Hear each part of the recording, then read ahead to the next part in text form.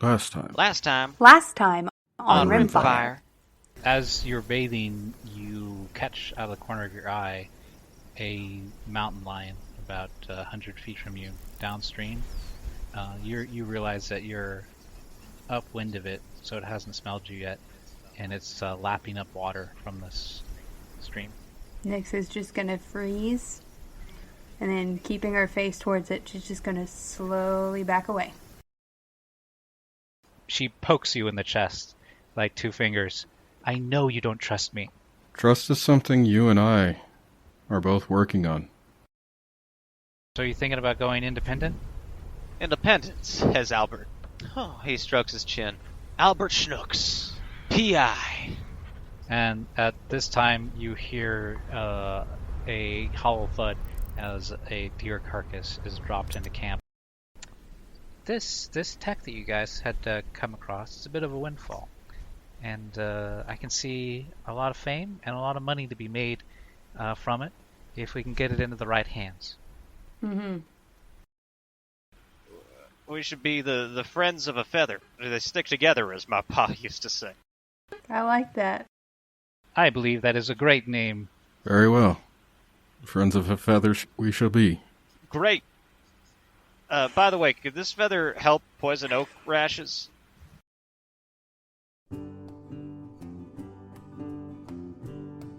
Welcome to Rimfire, everybody. This is our first official Twitch cast. We're hoping that the audience will grow far and wide, and our story will entertain and enthrall. And I only embellish because I'm pretty certain there's nobody listening right now. I'm just trying to dig into the optimism right now. When we left off, what do you guys want to the Friends of a Feather? These various people from various walks of life have been brought together by circumstances beyond their control. Some walking a path of self-discovery, others wanting to right wrongs, yet others wanting to live out childhood fantasies. They had found themselves caught up in something they couldn't explain, sunk a great distance below the earth, and awakening years or months after their last memory.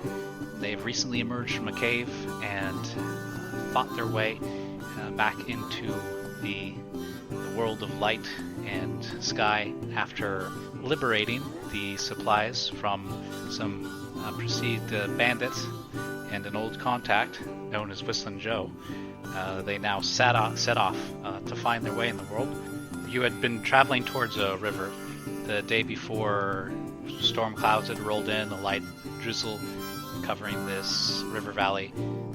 A chance crossing of paths with a rock yielded not the destruction of the caravan, which is normal when those large predatory birds are encountered, but the finding of one of its magic feathers.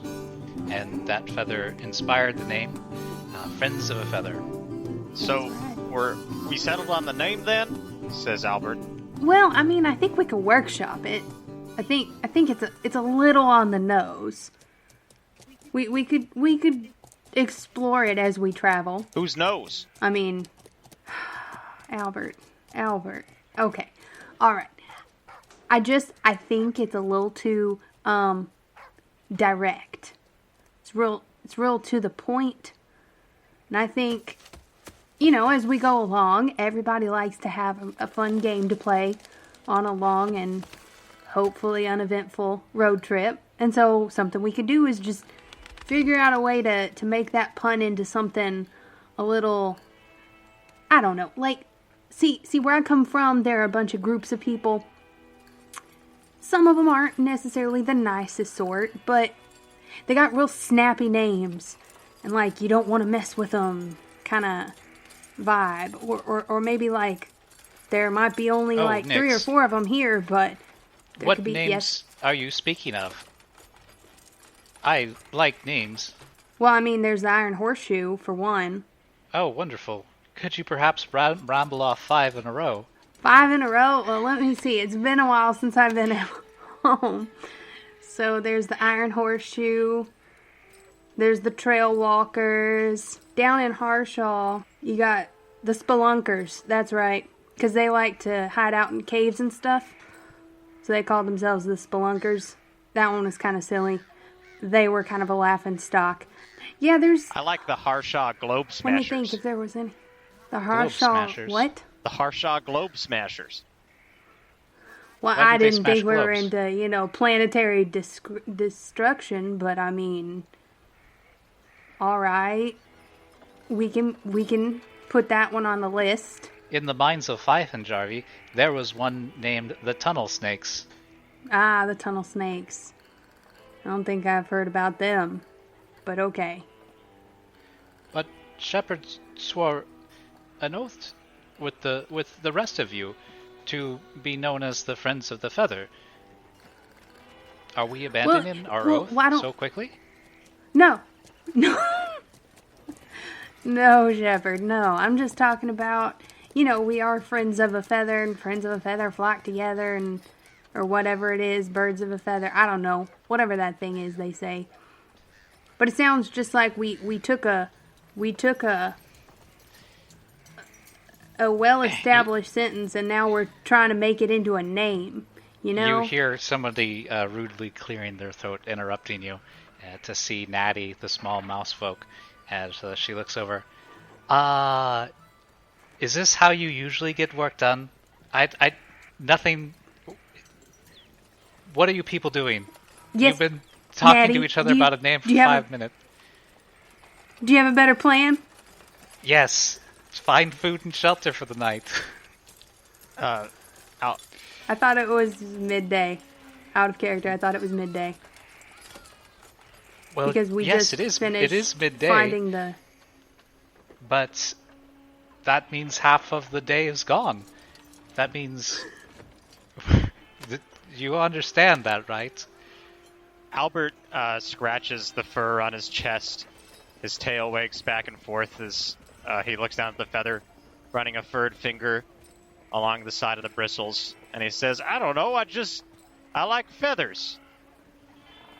Hey, I'm with you. I like the feather thing. I mean, obviously, we got Teha.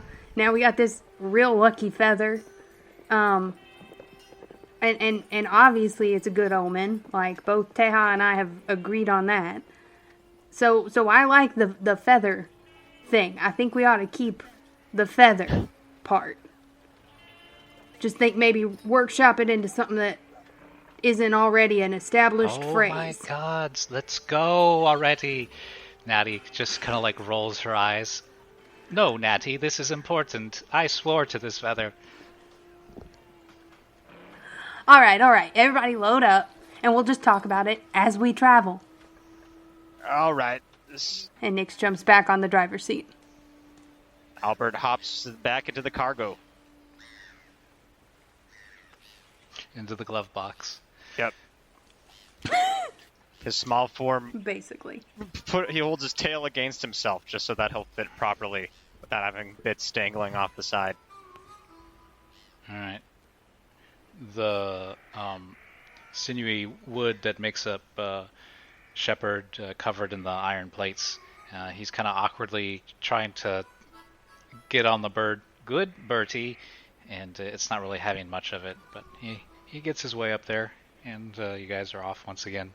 Someone remind me where we were? Yeah, I'm pretty sure we were traveling along the river, going north along it to try and get to that northern kind of trading post. Yeah. Right. Okay. So you're going to the river, and then you guys want to start heading to the north. Yes. All right. So another day's travel gets you to the riverbank. And so with the whole rock encounter and that happened yesterday. So this being a new day, who wants to roll an encounter die? So it's a D10, and if it's below a 4, then something happens. I got it. I'll do it. Here we go. You do it. I got a 2. I screwed us over last time. Got a 2. Yo. You got a 2. All right. Great. As you're making your way to the riverbank, you see several lizard folk fishing along the bank. They have spears and nets, and are kind of corralling the fish in one of the small tributaries to the larger river.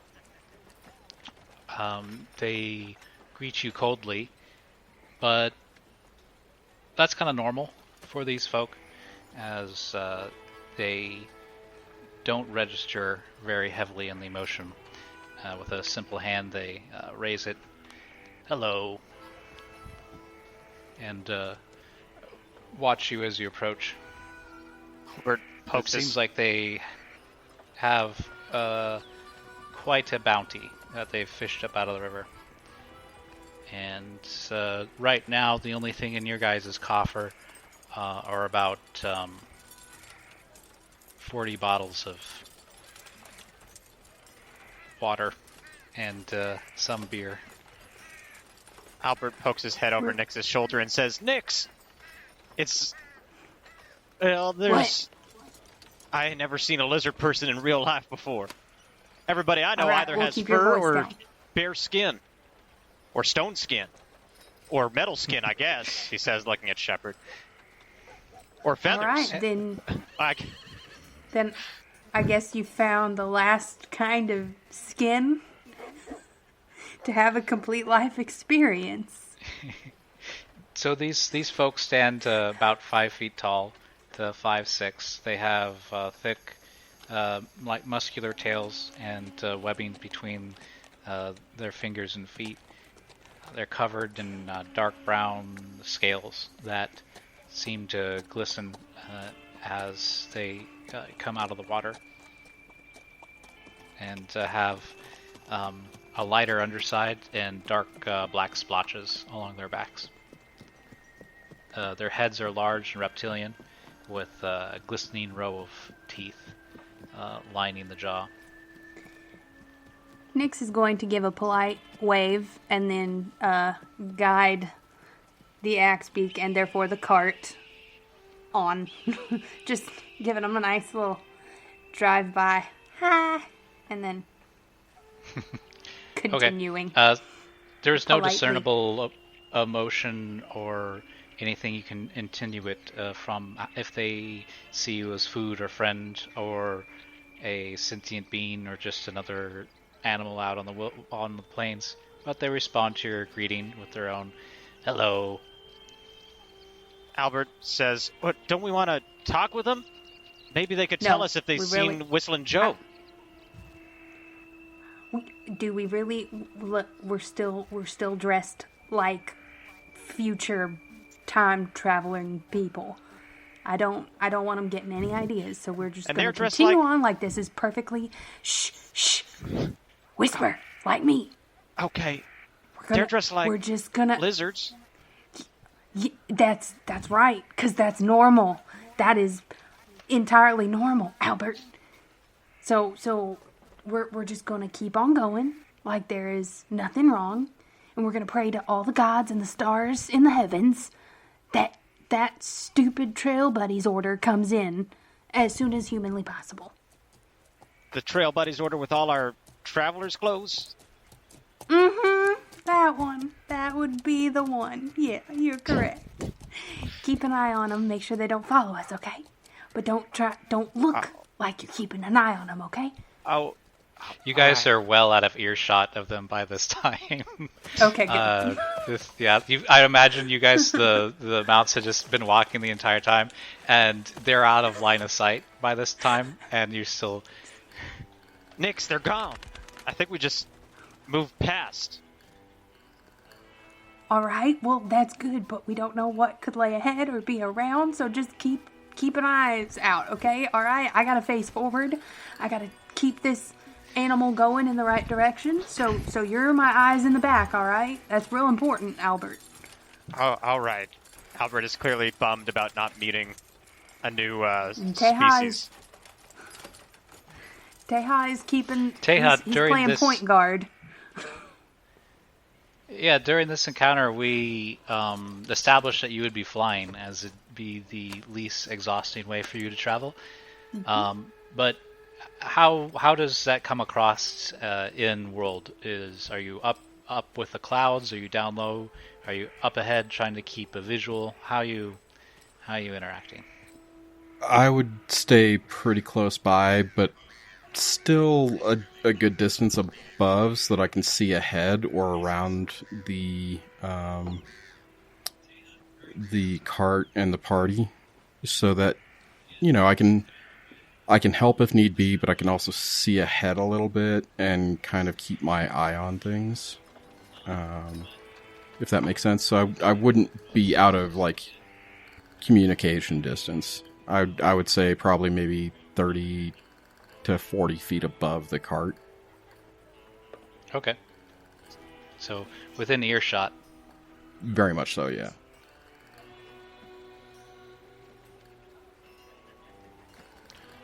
Okay.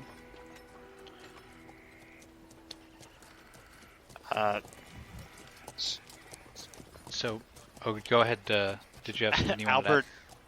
Albert swings his legs back and forth on top of the cargo and leans back. It's like, so, ever been this far south before?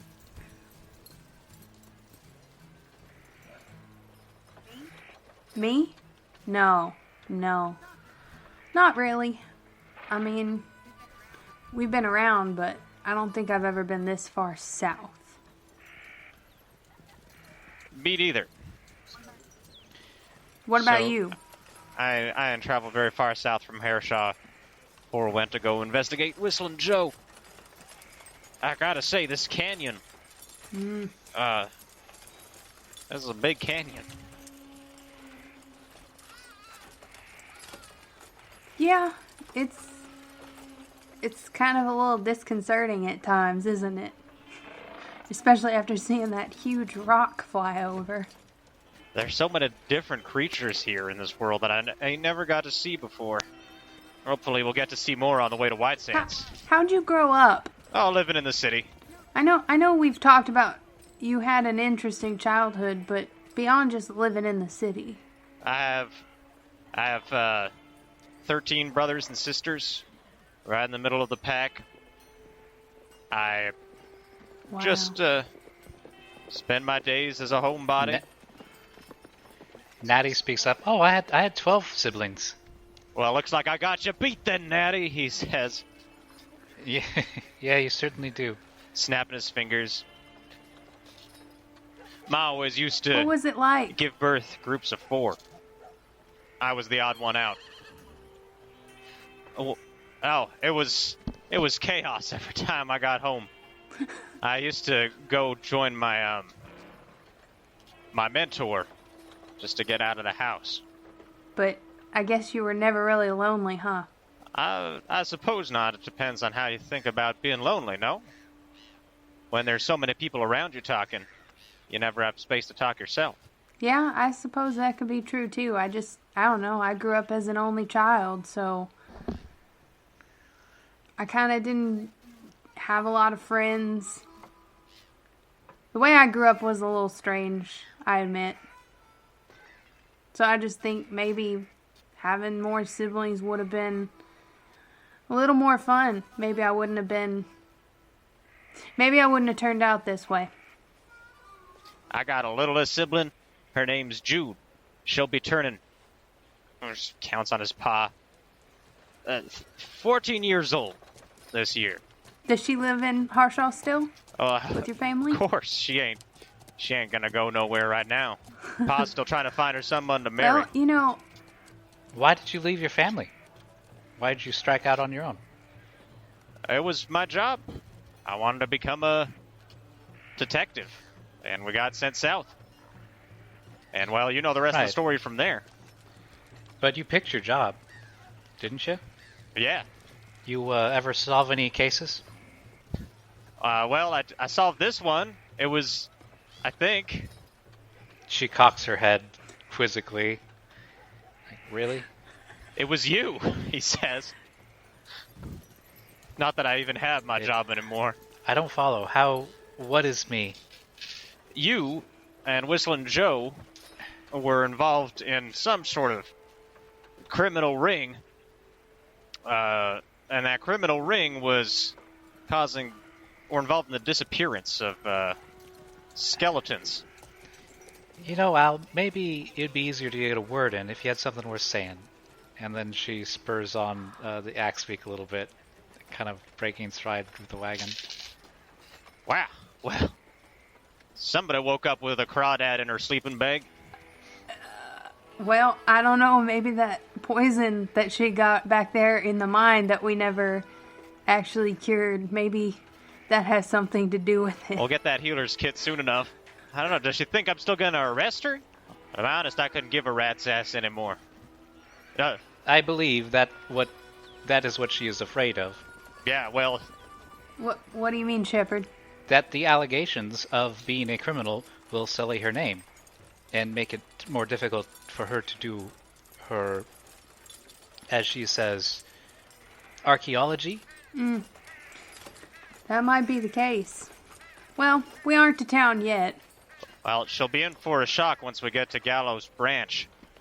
They hang outlaws on the branches there for everybody to see.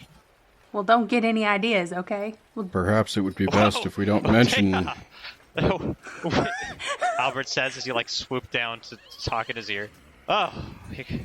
Perhaps it would be best if we didn't mention any of her criminal activities near that area. I don't think any of us wish Natty any harm. We just want to help her. We certainly owe her one after saving us in the caves. I agree. If we're all in agreement, we better tell Natty that at some point. She'll keep on being hostile. I will. I will speak with her.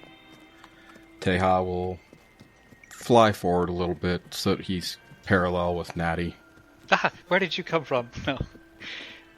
From the sky, as always. Yes. Well, how is it up there? Do you see any good news? Any other caravans out there? Nothing so far, but I'll check again in a moment. I can't believe what that Al had to say. He accused me of being in cahoots with Whistling Joe, and I snapped at him. I overheard. And I can understand both sides. Both yours and his. You did accept money from Whistling Joe, and you did offer to go into those caves to search for things. But I also understand that was possibly more out of business and lack of other options. And I also understand that you, after our talks in the cave and even in the campsite outside the cave, I believe that you're trying to do better.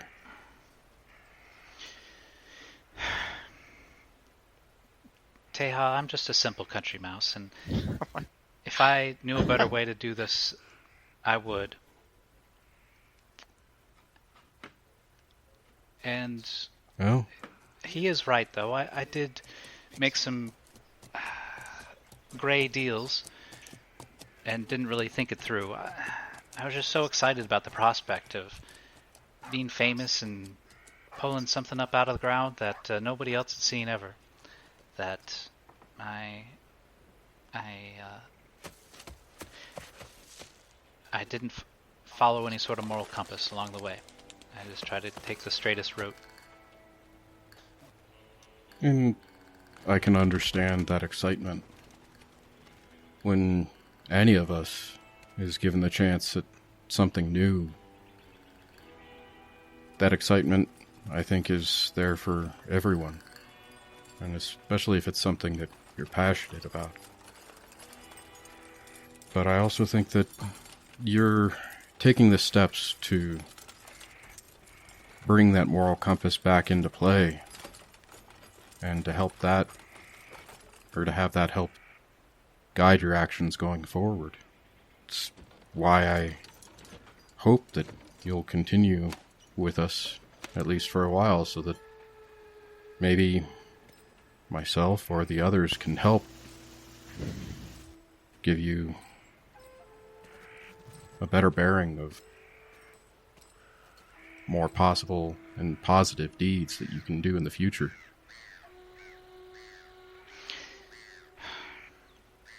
Well, I hope a little bit of you rubs off on me.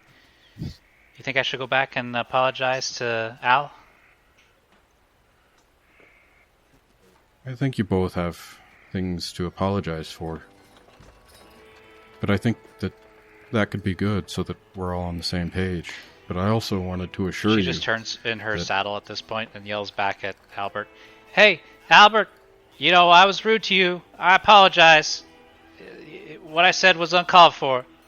Albert, takes the water bottle he's drinking from out of his mouth and he says, "Oh, thanks, I'm sorry too." And he just keeps drinking.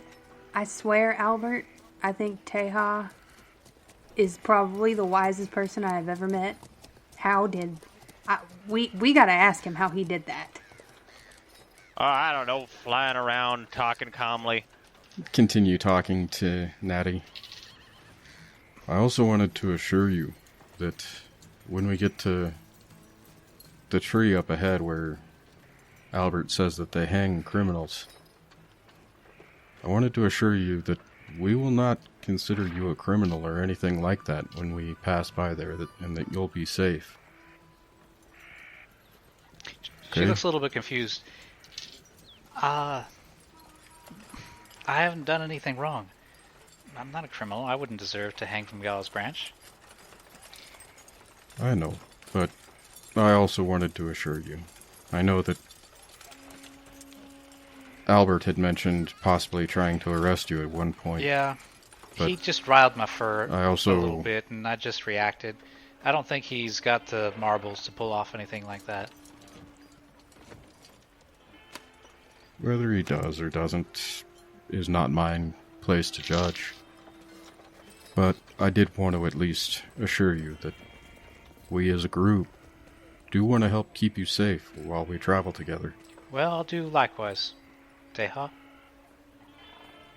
Okay. And Teja will kind of hover for a moment to go back to the cart and the rest of the group. Because he just go, Teja, away! Not quite. More like just a gentle hover and just kind of looking at things and a little bit of shaking his head because he still is very puzzled about, groundwalkers and that was some of their methods of doing things. That was a lot of shade that Natty just threw. Yeah. Immediately on the heels of a very sincere little apology moment.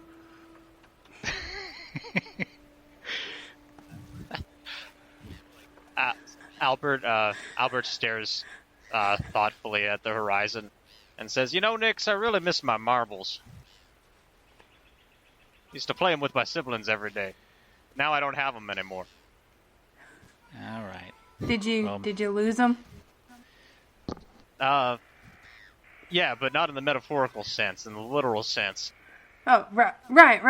No, I was definitely. Are you sure about that? Teja.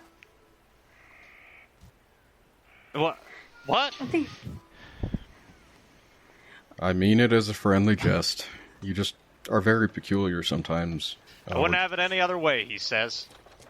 Ain't we all? And he starts picking his teeth. Some more than others, but yeah, I suppose.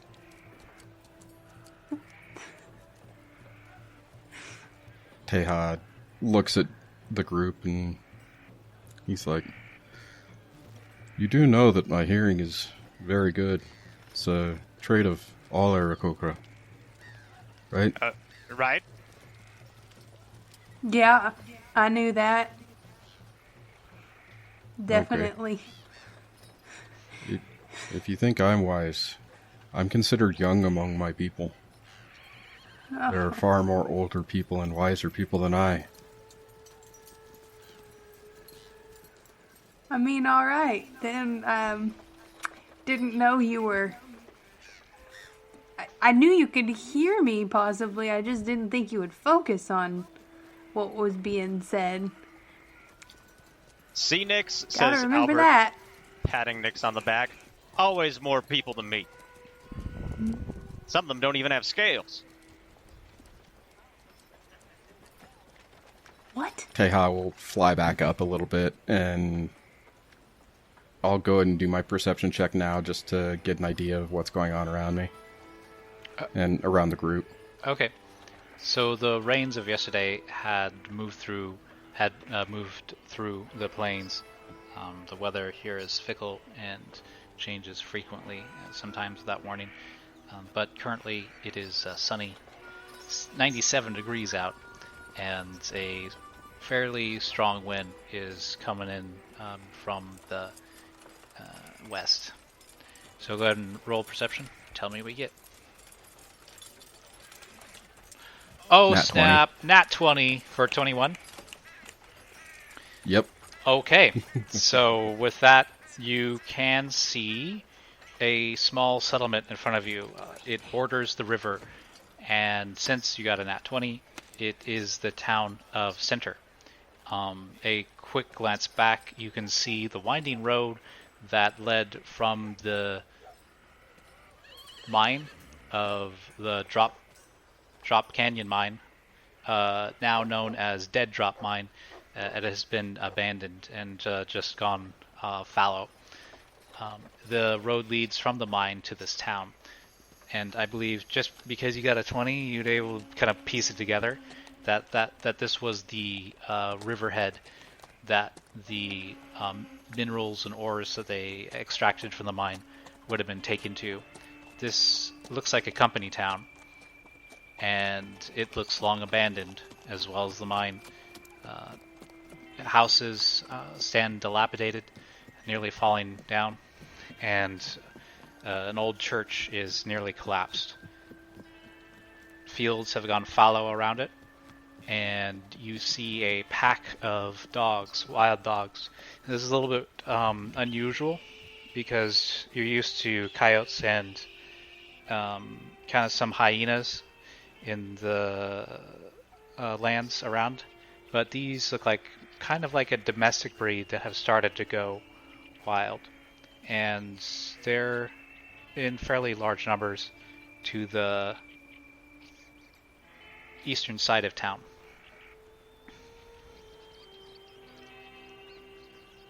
You also see a small group of lizard folk some distance behind you, setting their fish out to dry. This would be about 10 miles behind. Okay. I'll obviously pass that information along to everyone in the group, letting them know, okay, here's what we should and shouldn't be looking out for and trying to avoid. You mean... Teha, you think the lizard folk live here?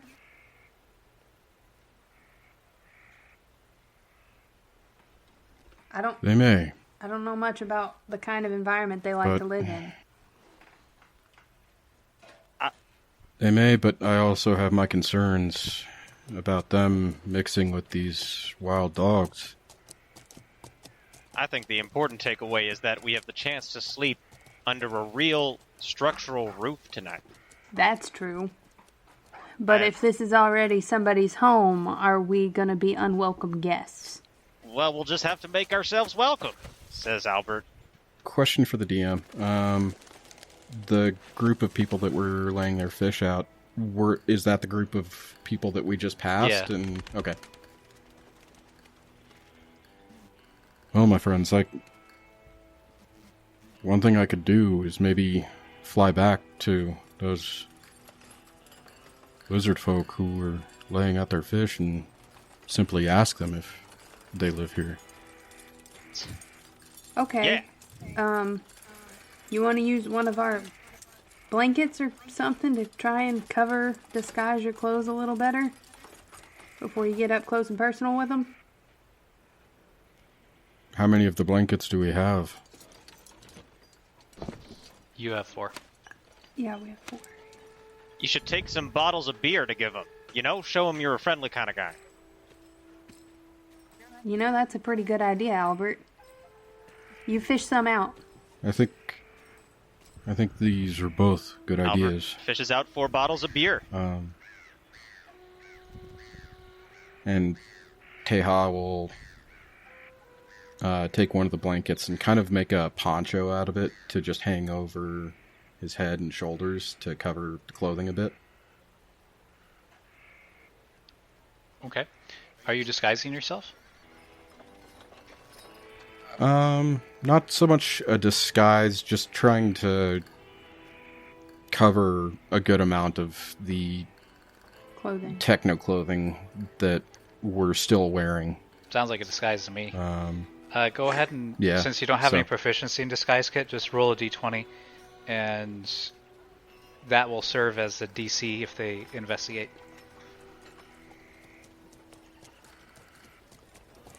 And tell me shit. what you get.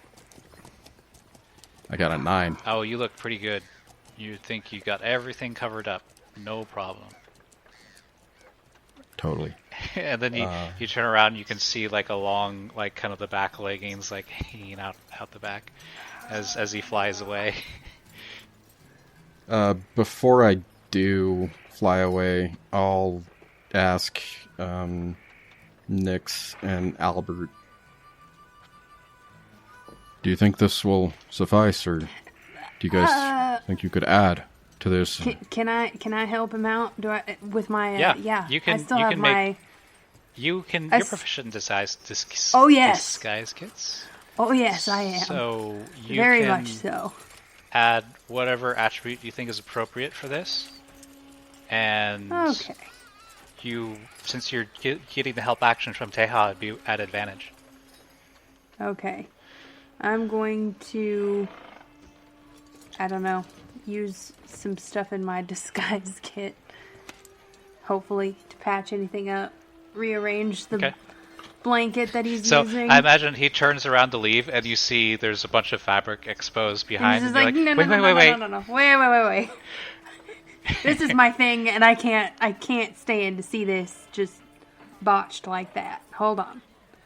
Alright, and with okay. It's a natural 18. 18. You do have advantage on it. Because he's giving you the help action. I will take that 18. Nice. I will take that 18 because I rolled a natural 1. So. Okay. So with the 18, what we do is we add your proficiency in the disguise kit because you're proficient. Okay, so 20.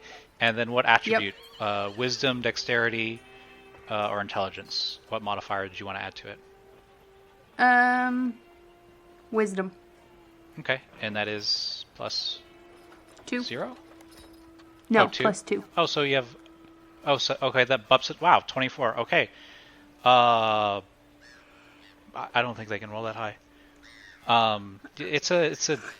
You step back and you just like nod affirmatively, like just proud of your work, like knowing that you nailed it.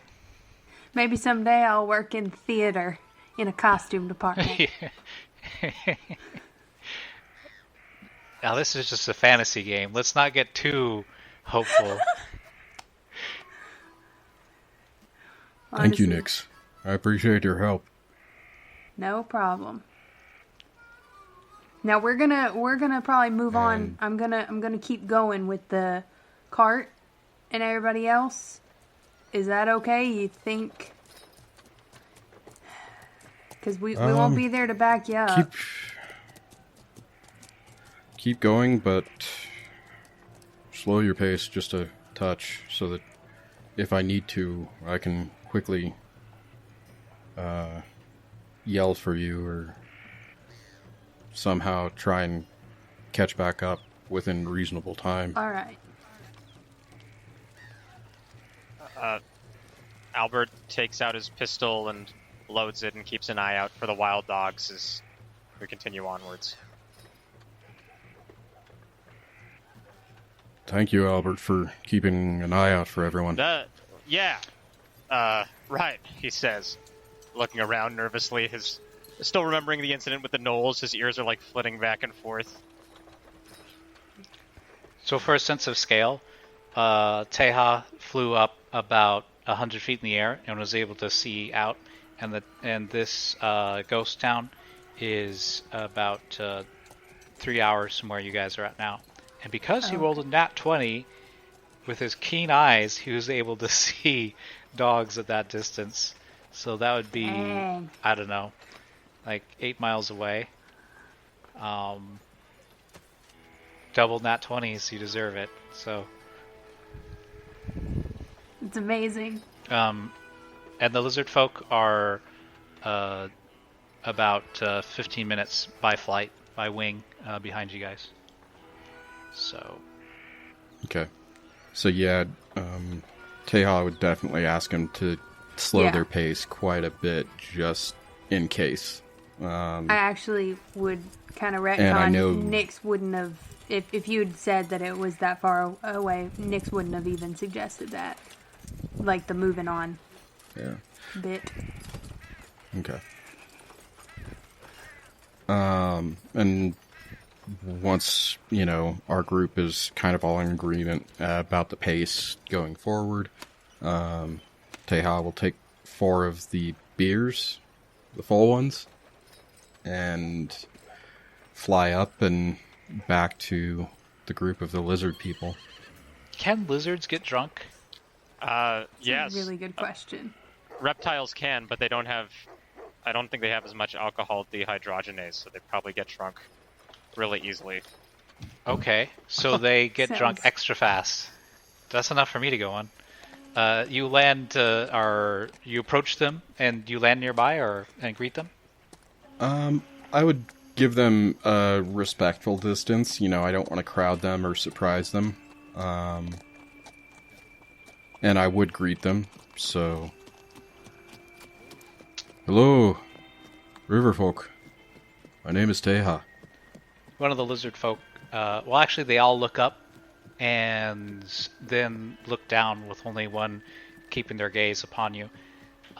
It lifts its hand, and like the same gesture before, a kind of... It's almost like mimicking a wave, but it doesn't really seem to understand the intent behind it other than to produce a greeting. Hello. May I ask, are you and your people using the town nearby where the dogs are as your village or dwelling? Yes, it is a good nest. Much shelter there, and many fish in the river here. I understand. I bring you an offering of some beer.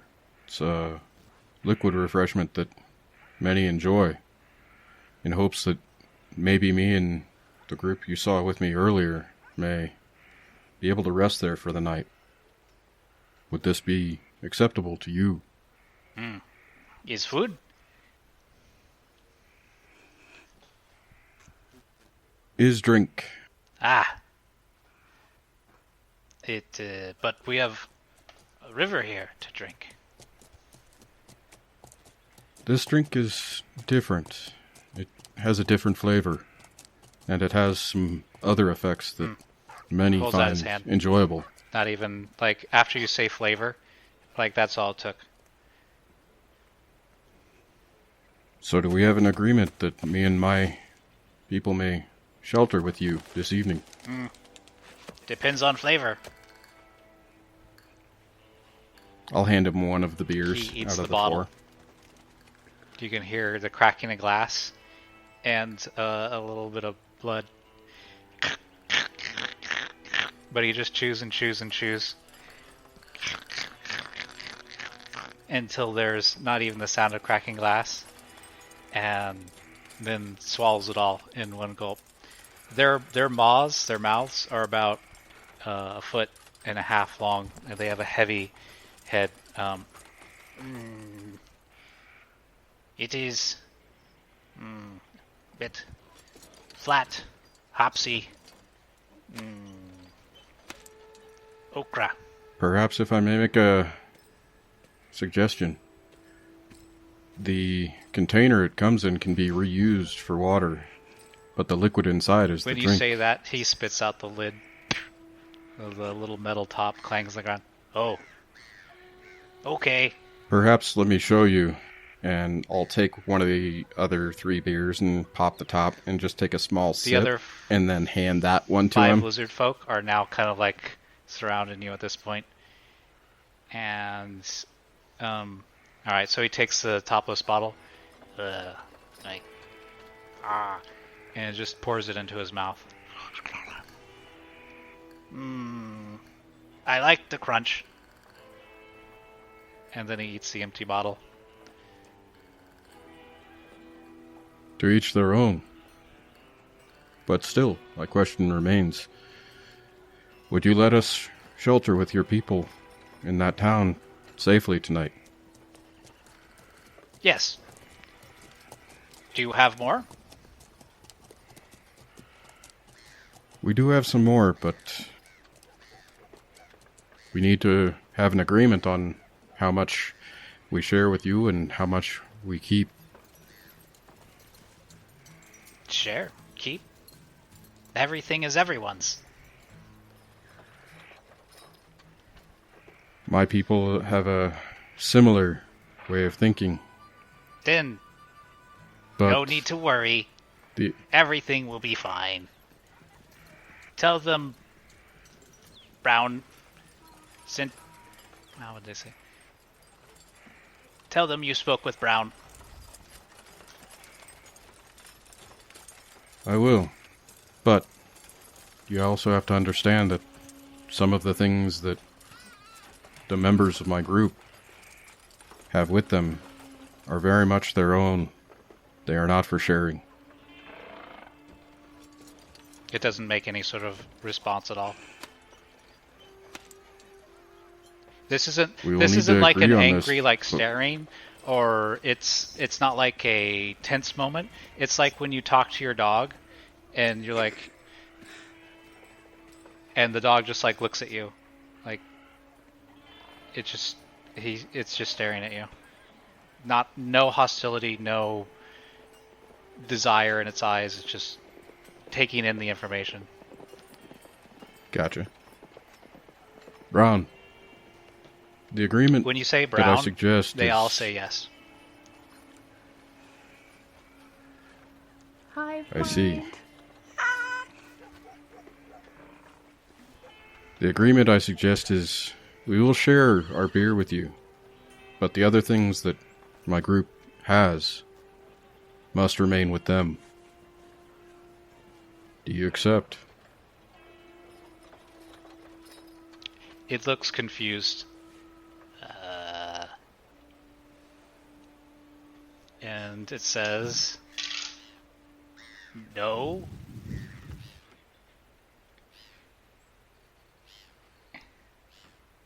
Yes.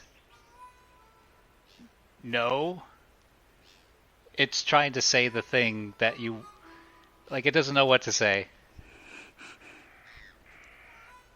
It feels... I think I understand. Like, this feeling is... It feels like it's looking for a light switch in the dark.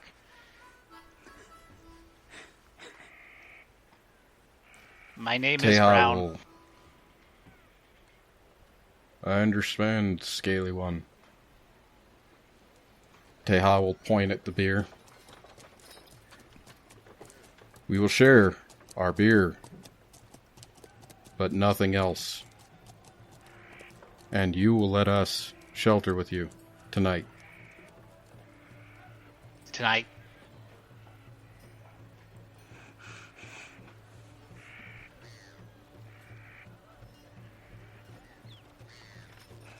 Hopefully you understand. I don't want a misunderstanding between us. Don't want a misunderstanding. Teha very much understands that these creatures are just essentially parroting back whatever he says, and that they may not fully understand. You can... you may have... Teha may have some passing knowledge of lizard folk and their whole deal. If you want to roll history or nature.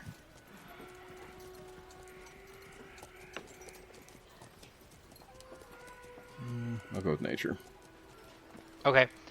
So they are consummate survivalists. They don't have the capacity of emotion, and they deal or the concept of an individual. That they are lawful, like what they say, they emphatically mean. Like, yeah, Okay. they just. But when it comes to identity and acting out of any desire but survival, it doesn't register with them at all. They can be incredibly wily and, I guess, cunning would be the word, predatorial. But they don't have any sort of larger goal aside from their survival and procreation, and just kind of being in the moment. Okay.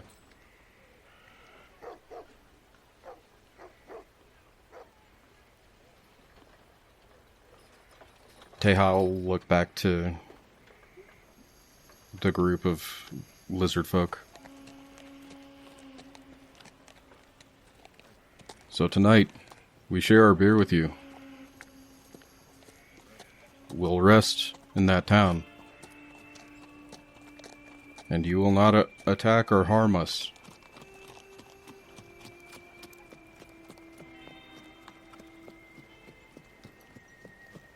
Is this understood? If it is best, then it will be done. It is what is best for all. Your people and mine. Make an intimidation roll.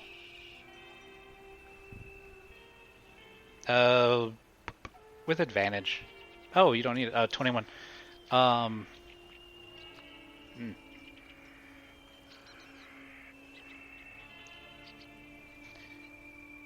Say to green, brown spot says, listen to you.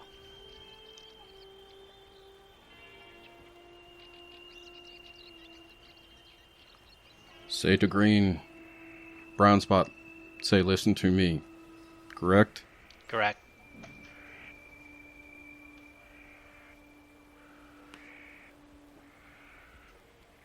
Then it is agreed. And Teha will give this small group the beers that he brought with him, and then Okay. fly back. As you're flying to away, you hear the sound of breaking glass.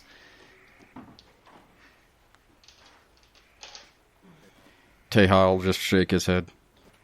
Groundwalkers. And then continue flying back to the group.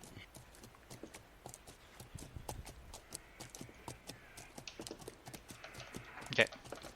So you find the group. They've moved about 3 miles down the road and are now within an hour and a half of Central.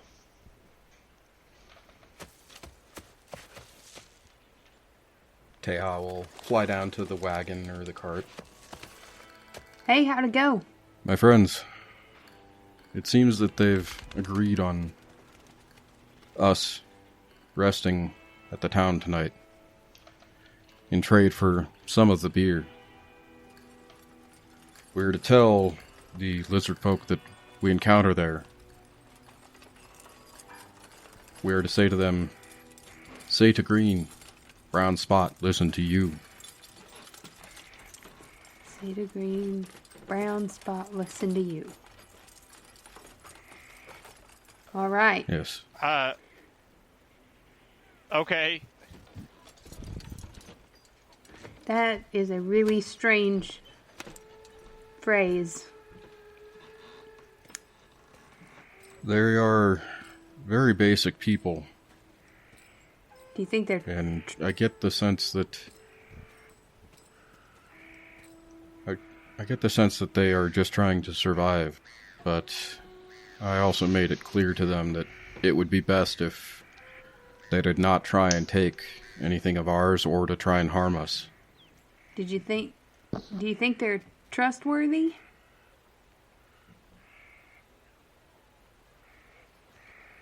As trustworthy as any creature trying to survive in the wilderness can be. Well, we're just trying to Fair. survive too, so it sounds like we got a lot in common, says Albert, a grin on his face. Do we have any way to hide or minimize the items we've got with us? Make us look less appealing?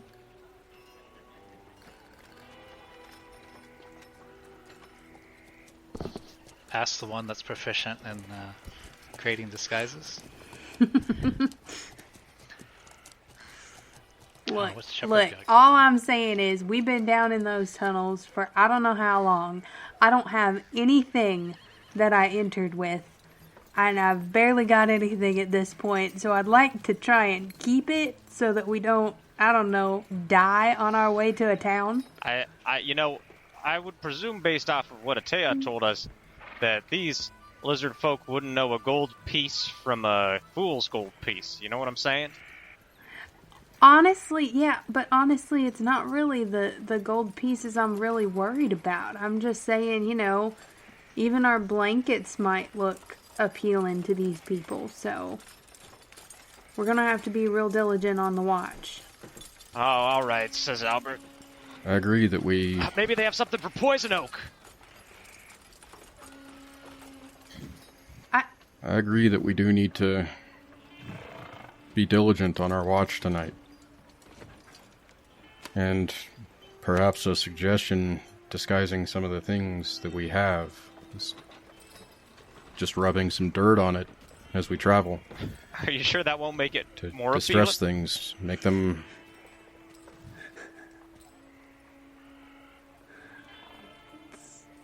The feeling I got from these creatures is they are simply interested in what they can use to survive. For instance, when I gave them one of the beers, they ate the entire glass and all. Whoa. Did they die? No, it didn't appear to be that case. Oh, If anything, they actually said that they preferred the taste of the beer with the glass. well, we got 40 bottles, so sounds like we're all set if they want something else. Yeah, but a lot of our bottles have water in it, and it's good clean water, so I'd rather hang on to that. I agree, let's hold on to the water-filled bottles. But we could easily trade some of the actual beer to these people.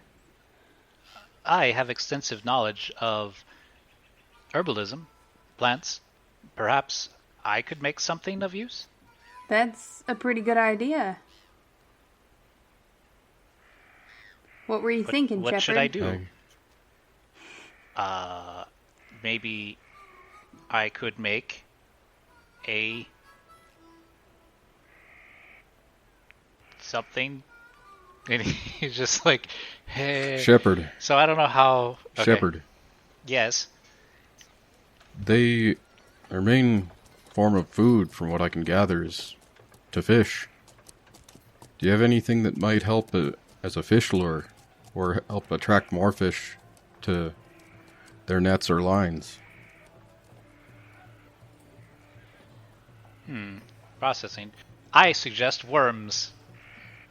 That is an option, but are there any other herbs or things that you know of that might attract them through smell and taste in the water?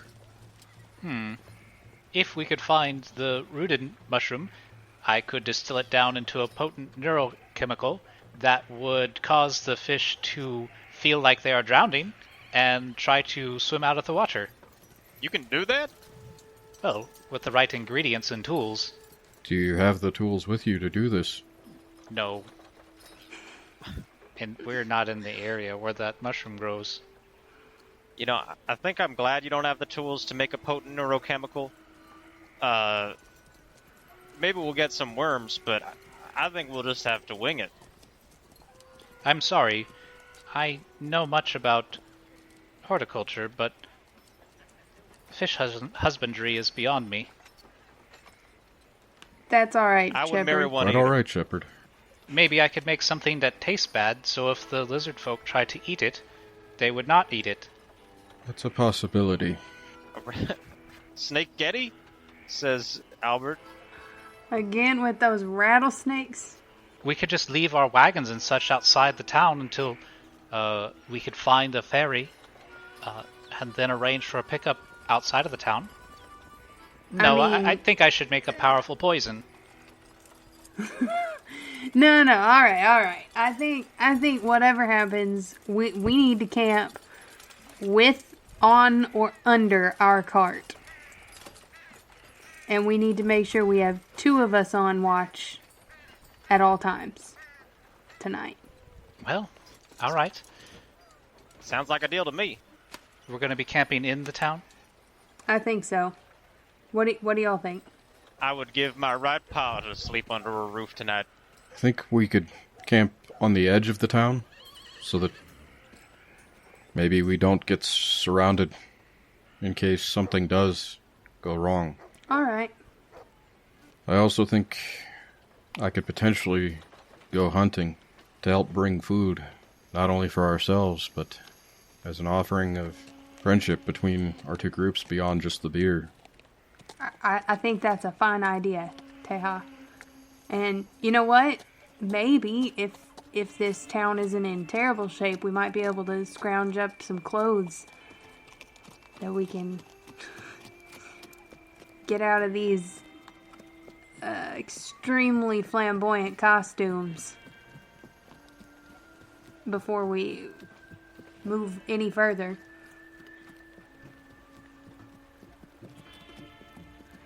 How long do you think it'll be before those arrive? I say to Natty, who has done this before. Well, we're pretty close. I'd say maybe one more day. All right. So you're saying tomorrow then? Well, I'm just saying normally it arrives in about 3 days from... I mean not... Yeah, I'm... Barring some major catastrophe, just, you know... You assume it'll arrive tomorrow. That's what you're saying? All right, Nix. Yes, I assume. I mean, can't you read the stars or something? And I mean, I feel like you're a little more adept at this than I would be. Well, okay, so you've got just a little bit of a misunderstanding about the way the stars work.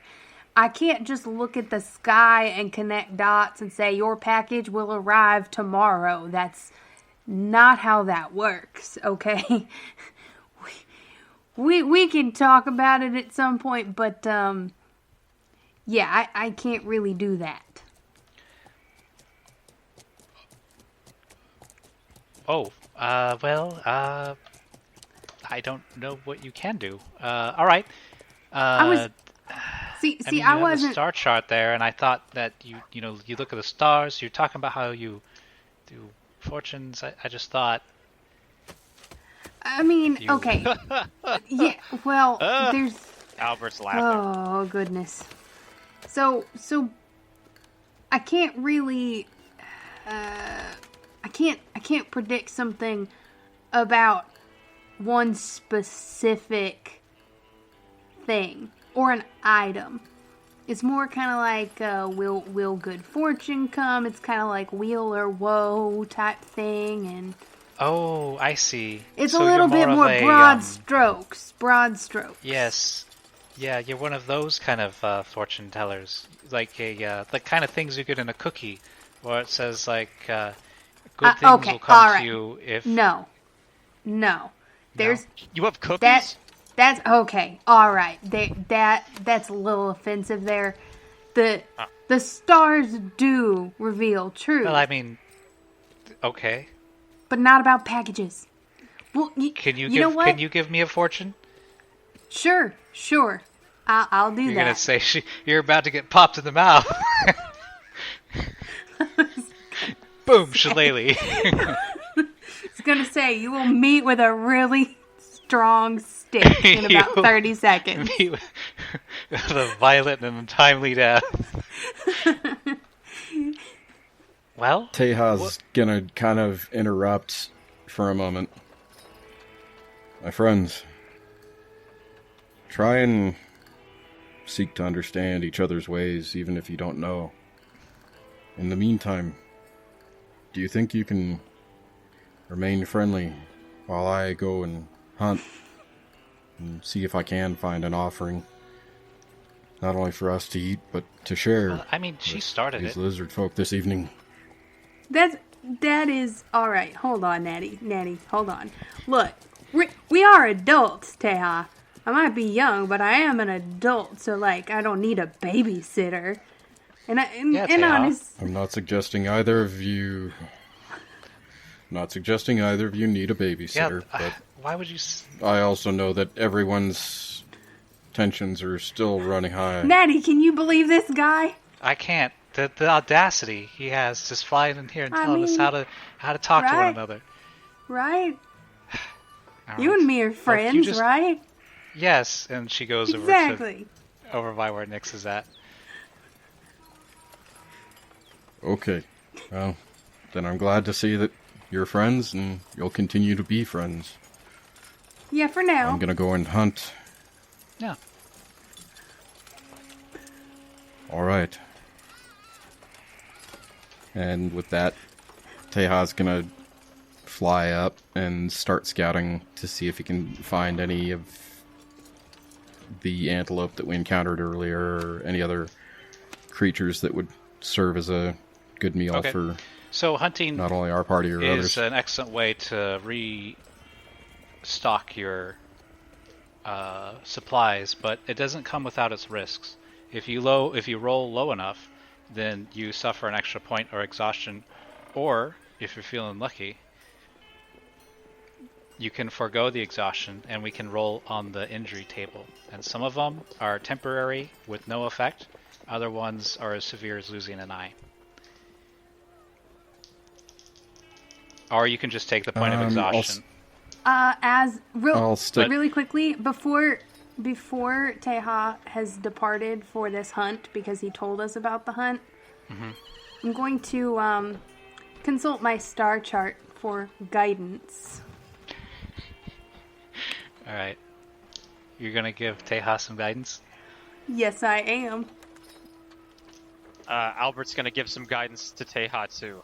Remember, Teja, keep your eyes on the prize, or else you'll end up losing eyes. How is Al not a bard? He doesn't care about bardship, just offering friendly advice and solving mysteries. You're kind of getting ahead of the game though. There, I mean that's multi-classing. That's a little bit down the road. He's gonna be a ranger bard. Go ahead and roll a survival check with a disadvantage because you have a point of exhaustion, and you get to add a D4. Nice. And it goes off without a hitch. The DC was 14. Okay, so he comes back, another gazelle in tow, so you're able to cover the cost for the day. You don't have to dip into your reserves. See, my advice is foolproof. So you guys are setting up on the edge of town? Yes. Yeah, we're. I think the plan was to find like a little building, like maybe an outbuilding or something, on the edge of town. So I've moved you to the town map, and just for the sake of truncation, where you guys are now is about 800 feet, 1,000 feet from the town.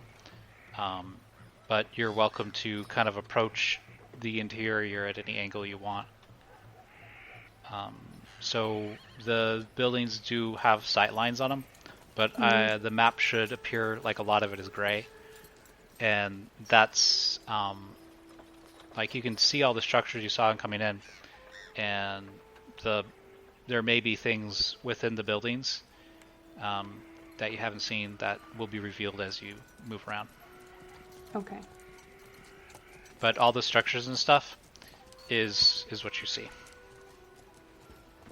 Okay. Also, I'm going to say it's now nighttime, as Teha finished his hunt, came back, and you guys are now on the outskirts of Center.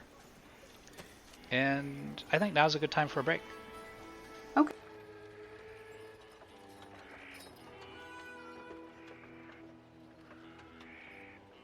All right. Fantastic. Well, welcome back, everybody. And for those that missed it, we just had a lovely discussion about what Disney princesses and what D&D class they would be. So if you are sitting nearby anybody or want to have a discussion, feel free to pop the top off of that one. Meanwhile, back in Nesca, our band of... I don't want to call you guys adventurers, and I don't want to call you guys outlaws. So We're stragglers, we're I think, friends. is the term right now. We're just friends. refugees. We're just friends. All right. Yeah. We're just Yep. friends. That's it. Friends Just- lost in time. Just pals, Just friends. just buddies out on the road.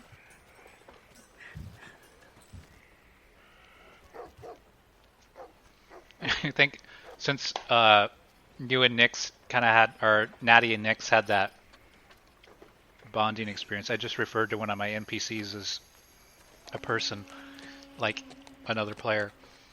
Natty and Nyx had that little bit of a bonding. I think once Teha left, she would have been like, Oh, so now that we've been on the road, how do you stay so, like, your coat it just looks amazing. I don't know how else to say it, but I can never get it. I always look so mangy.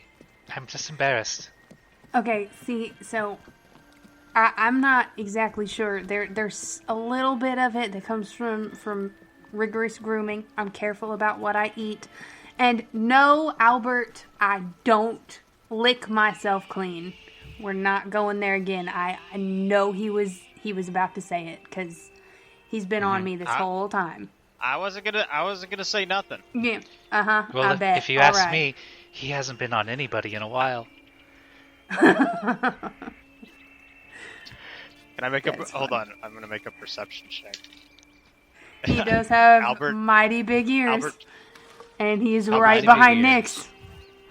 He's like sitting immediately behind Nyx. Albert says, I can't argue with that. I was covered in guano for several days, not too long ago. It's true. It's not a good look for anybody. Hey, maybe that added to the quality of my fur. The guano. I mean, it's Oh, not a treatment I would like- do again, but like, But maybe we did discover some sort of treatment. Fascinating. Fascinating. how much you think people would pay to bathe in that shit? If we could market it right, they would pay out the butt for it. Out the bat's butt. Literally. Hey, Teha's hunting. Teha don't know what we're up to. Oh, that was out of character completely. Okay. I could just see him just like curling up over there. Just like, no. Be good. If Teha hears about this, that's going to be a different subject. Right? I like to just bathe regularly, and I put oil in my hair sometimes, you know? It's true. Yes, I use a deep conditioning treatment. Mm-hmm. Yeah. Dang, we should have put in an order for some with the trail buddies. Well, I didn't. So what are we see any doing? Are we staying listed. out? Are we staying outside of Center tonight? Are we going in? Are we just waiting for I think Teha to we're- get back? I think we're staying with outside, takeout? and once he gets back, we'll decide where we stay exactly. Yeah. Okay, so about 45 minutes goes by. It's now past twilight. It's dark. Teha's returned with a freshly killed gazelle, and I imagine. Fancy. I think Natty would have gotten really fidgety trying to find something to do, not knowing if we're going to set up camp or if we're going to... Albert would have totally challenged her to a game of, you know, the game where you're like... Charades? You know what I'm talking about? Oh, the hand clapping game. Where you mirror each other. No, where you like, you can either shoot, or you can reload, or you can cover yourself, and whoever, Oh. Rock, paper, scissors, but you know, Western. Yeah. Albert would have challenged her to do that, because he would have also been very restless. Okay. So as you guys are waiting for time to pass, you notice that over a dozen mangy dogs have been edging closer to your camp. Wait, we camped? Well, I mean where you're parked. I don't know if... I Okay. think camp is just an interchangeable word. Where we're Your Okay. caravan. Edging closer to your caravan. All roll right. down the window. What do you want? The window. So they've been staying on the periphery behind like cover and obscurement, like tall grass and trees and shrubs. Mm-hmm. But you can hear a bunch of yipping like coyotes, and they're kind of circling around you guys around the perimeter, getting a feel for it. Yeah, Shepard, can you ask these dogs what they want? Says Albert as he puts down his pretend gun and takes out his real gun. Shepard's out hunting right now. We round time a little bit. Oh. So we're gonna see what you guys do while he's gone. Oh, okay. Goodness. Is Teja back yet, or no? It's like a half hour. Should I just fire a shot and scare him off? I don't know if we need to waste Okay, the so ammunition. Are they? Just okay. I think it would make Natty really nervous, and she'd be like, "Yes, yeah, I think that's a good idea." Maybe we don't need to waste ammunition, says Albert. And he just takes out his gun and then just snaps his finger to cast minor illusion to make a gun firing noise. Nice.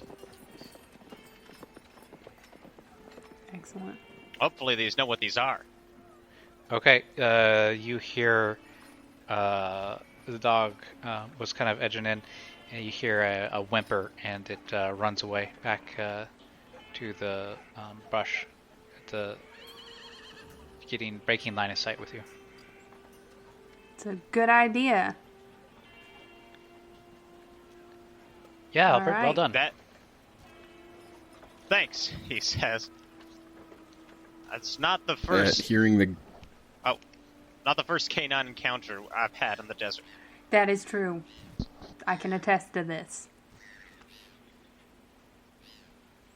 At hearing the gunshot in the distance, Teja's going to try and speed up back towards his group, because he has no clue what the hell's going on. This is true. So a few minutes pass, and Teja and Dinner have arrived at camp, or at the caravan. Out of curiosity, does that building has a roof? Almost all the buildings have roofs, although they are in various states of advanced decay. Mm-hmm. Which building are you poking at?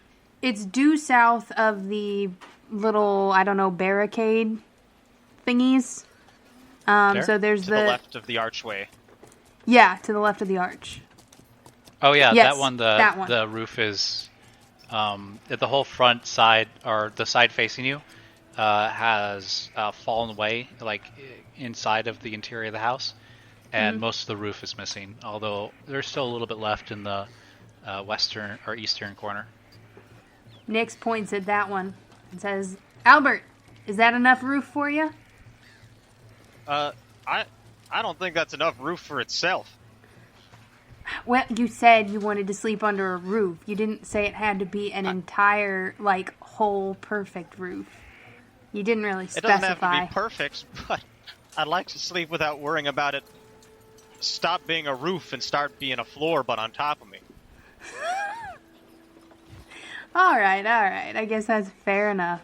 We'll maybe explore around the outer edges. Okay. Looking for So- a building. Kind of going around the periphery, you can see that there is a large barn on the eastern side with a mill and a small rancher's cabin. It seems like a lot of dogs are moving in and out of that barn, and there are lights on in the cabin. Just like a dim flicker of a single candle. A lot of these formerly domesticated dogs seem to be filtering in and out of there. So that would be over here. Okay. You can see several ruined docks down along the river bank, and a wrecked boat more towards the middle. A large church stands over here, mostly dilapidated, and a kind of a official looking, like, kind of lookout tower, or like kind of not. I'm not going to say military, but it does have kind of a fortified look to it. It sits in the middle of town, a somewhat tall, 30-foot structure. It looks like it was more of a watchtower, just kind of keeping an eye on the river to the north and south. All right. Teja, aren't we supposed to talk to somebody here? Say that weird I phrase. believe so, yes. Right. Tell Green that the brown spot was sent by us. Wait. Tell No, that's... Brown and the green spot. Tell the green brown. It was tell Green that the brown spoke to him and was listening or something. It had something to do with speaking and telling and listening and... Tell Green that the brown spot spoke with us. Maybe. Teja. What'd they say?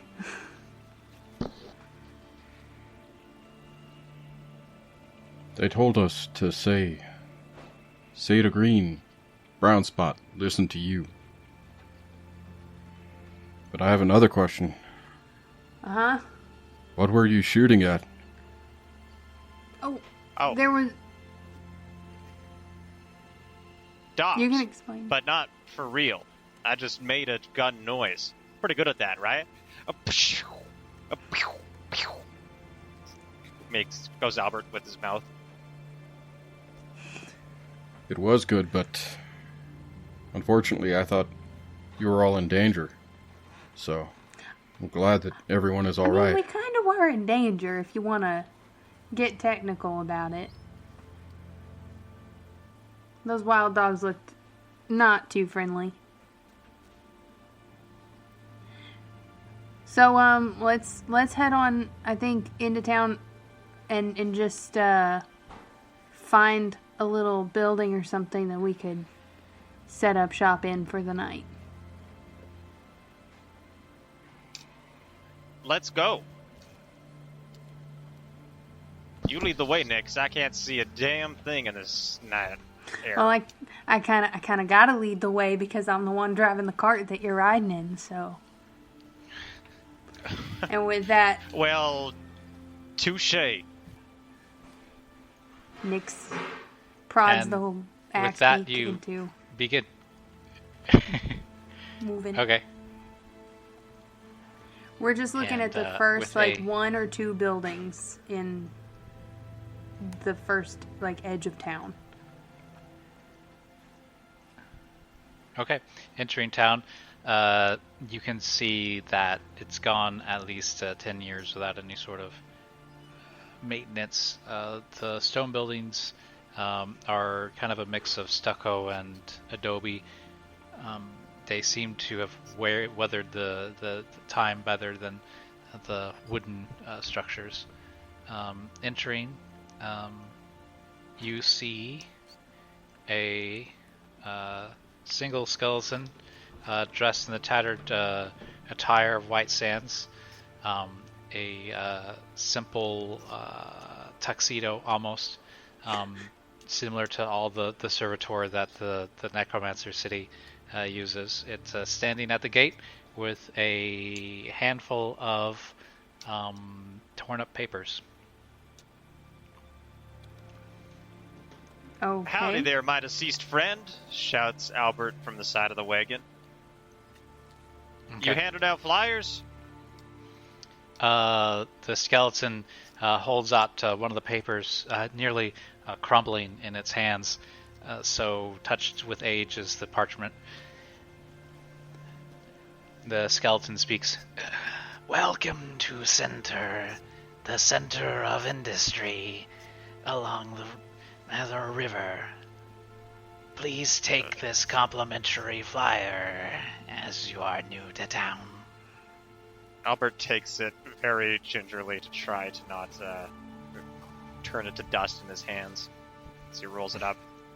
Okay, it reads, Welcome to Center, the town of industry, a town on the go.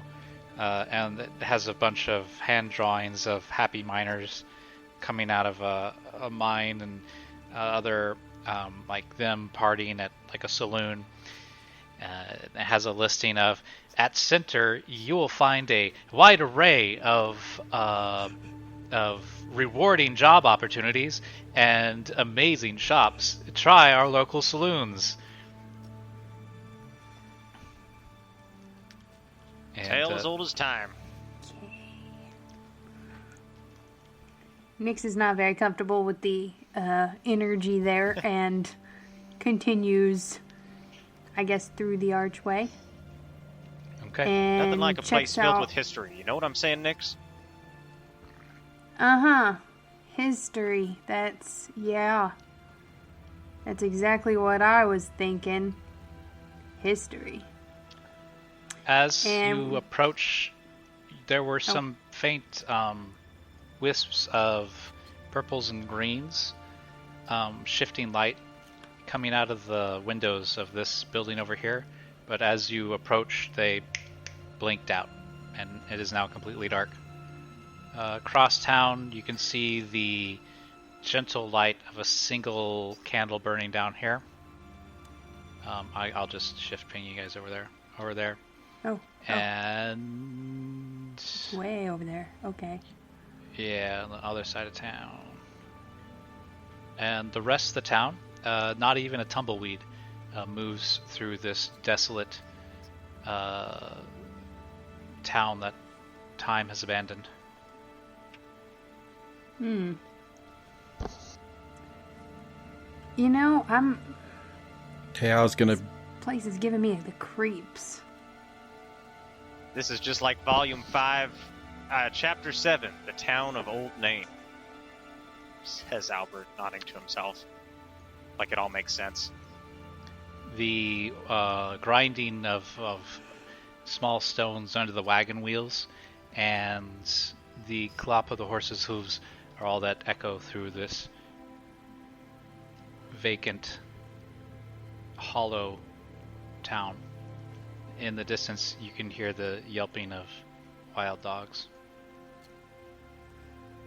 Alright. Teja's gonna continue to kind of fly about 20 to 30 feet above the carriage and keep his eyes out for anything that's approaching. Because he's not getting a good feeling about the town, even after speaking to the lizard people. Roll perception with disadvantage, because it is now the dark.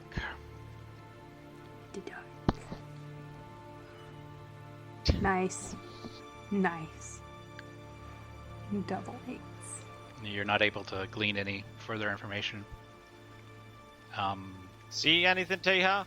I guess, I mean, you do see the wrecked church, the roof nearly destroyed, and mostly it's just, you can see the dilapidated state of the town. But My friends, this town is nearly destroyed. Yeah.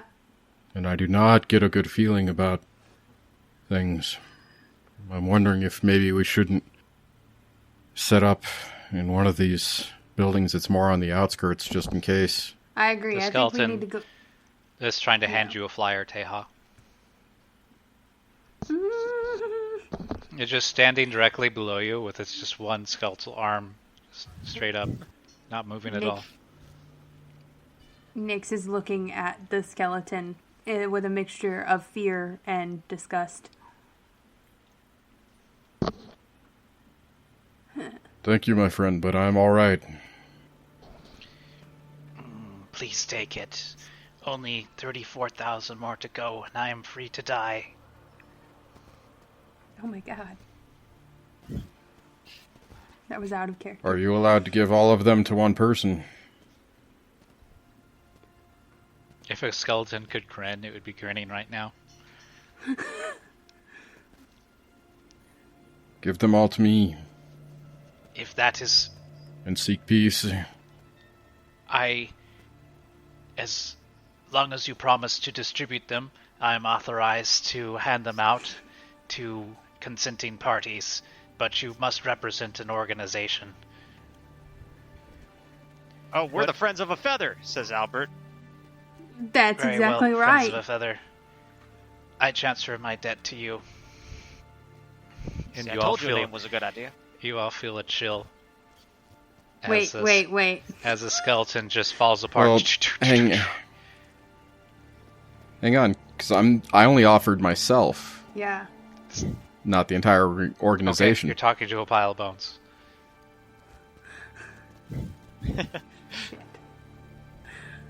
What have we done? Teha, looks like you got some midnight flyer drops to make. We'll set up camp. Wait, he didn't the terms that he set up when you agreed, he didn't say he had to distribute them to living people. You could just distribute them into the river to the fish. And that would technically... Hey, I'm good at loopholes. If there's one thing I'm good at, it's loopholes. Natty speaks up. Well, there are fish folk, lollicats and tritons, maybe. Yeah, maybe. You could... It's not totally unfounded. I mean... Uh-huh.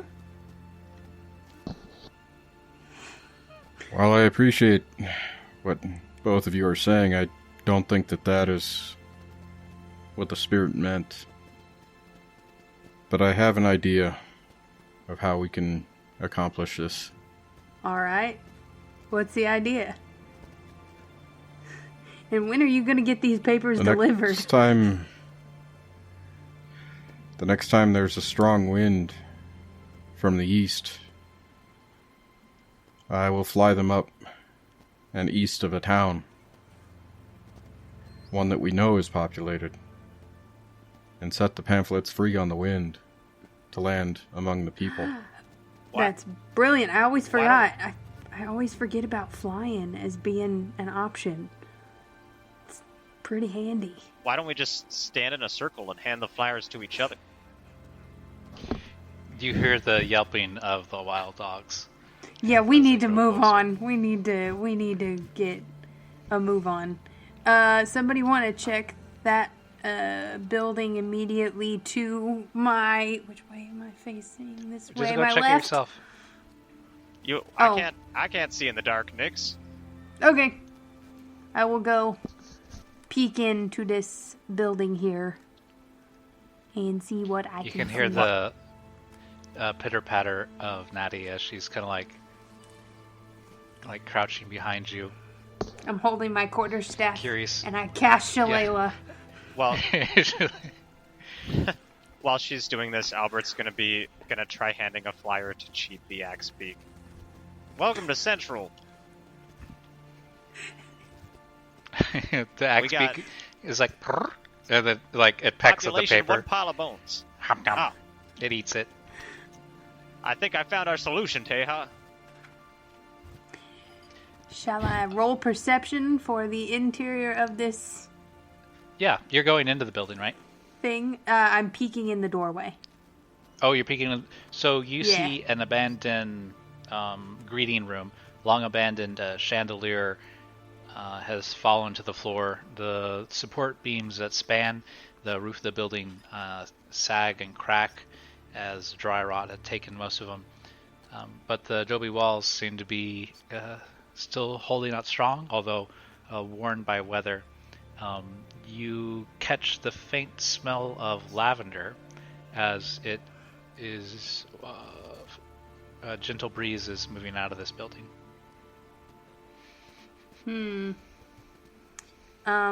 What does is the interior outfitted with any objects? I'm seeing on the map. It looks like there's like a rug or something. Yeah, an entryway rug, a heavy cotton or a heavy weave, tread by feet have left wear marks down the center of it. The rug itself is in relatively good condition compared to the building. Mm-hmm. And it has geometric patterns that run the border of it. Simple triangles and squares intermeshing. Gonna take my shillelagh quarterstaff and reach as far as I can and poke at the rug. Just. It leaps at your face! I knew nothing it. Happens. Okay, I didn't know if it was a rug of smothering or something. I don't trust rugs, okay? They trip me up in real life and in D&D. Hattie, is it safe? It's not a rug of smothering, is it? I don't think so. I've heard about those in all kinds of stories, and some people back in Keshkura have used them, and I had nightmares when I was a kid, because I would roll out of bed and fall on the ground, and I had the blankets all wound around me, and I was convinced it was a rug. You hear a heavy thump as she throws a loose stone onto the rug. That'll show it. In case it gets any ideas. I think so. All right. So while they're defeating the rug, what's the rest of the crew up to? Albert's feeding the axe beak.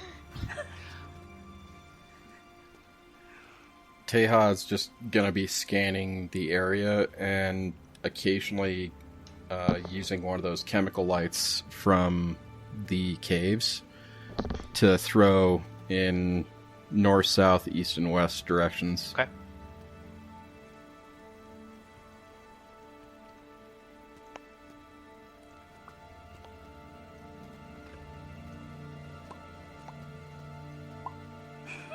Sorry, oh God, I just realized I did that out loud. I was imitating the sound that Roll20 makes. And I just realized I was doing that out loud. I'm sorry. It's alright. All good. I'm 5. I'm like, That was actually me Aren't that we was all? doing it. it was? Oh, I thought it was The pop, Roll20. yeah. Okay, nice. Yeah, okay. because yeah. Okay, alright, cool. I don't feel half as bad anymore. It's cool. It's good. Okay. So Teha has secured a bit of a light perimeter. And since he did that, we're going to cut back to Al. Al, the axe beak seems to take a liking to the pamphlets. So, there's that. Population, Feeble. Albert continues, at least one pile of bones. Wonder what your story is, if that's the axe beak on the beak. I'm a cursed princess. Albert says out the side of his mouth. No, I mean, you hear it say that. Oh, okay. What? Yeah. What? Whoa! You can talk, cheap? You hear laughing. Oh, I from don't the like this. Albert looks around. He's like, "Who's there?" I swear. That's the thing. When you heard the voice, it didn't come from anywhere. It's a fucking ghost town. I heckin' knew it. I swear, if there's a cursed princess here, show yourself, says Albert. You hear giggling, and that's it. Tea's feathers are literally starting to stick out. Oh, Kind of like his aggression defensive measure at here's this the point. thing. Teha didn't hear any of that. It's Albert's cracked, hallucinating. Albert That's it. looks over at Cheat and says, "You hearing this? Maybe I have cracked."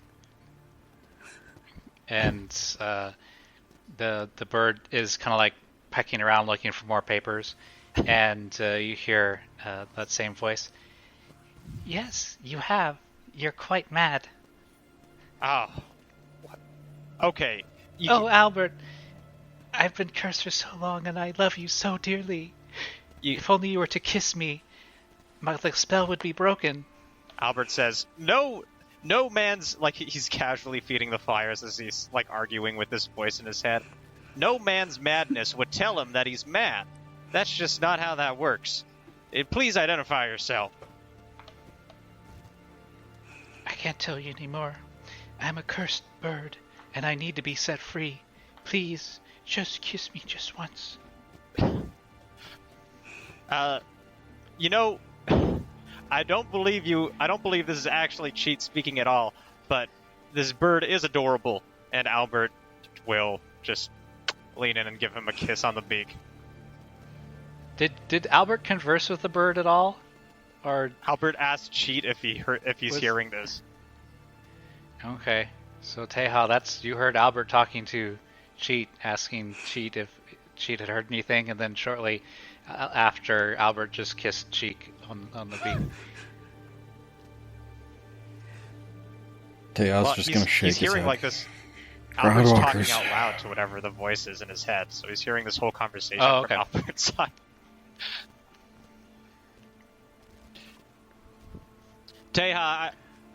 Tea's still going to shake his head and go, Groundwalkers. Albert, who do you think you're speaking to? I think a ghost. Well, you're the only one hearing. Well, that's The ghost. exactly how ghosts And- work, ain't it? I am not. Albert, make an intelligence save. Okay. That is my once. Oh, but I rolled a nat 1. So after you kissed Cheat, it instantly transforms into a dashing, a beautiful Foxen Vulpin princess. Albert is about to put another flyer in the Vulpine princess's face when he stops and his Yes. jaw hangs open. Well, the Vulpine princess pecks at your at the paper, and Teha, nothing from your point of view has changed. Teha, did she just turn into a Vulpine princess for you? No, my friend. I think I need. So from Al's point of view, this beautiful, voluptuous Vulpine fox woman kind of looks around. Her head kind of tilts to one side, and she goes, "Ah!" Albert jumps back and flyers go flying everywhere. And he says, "Okay, this is too much.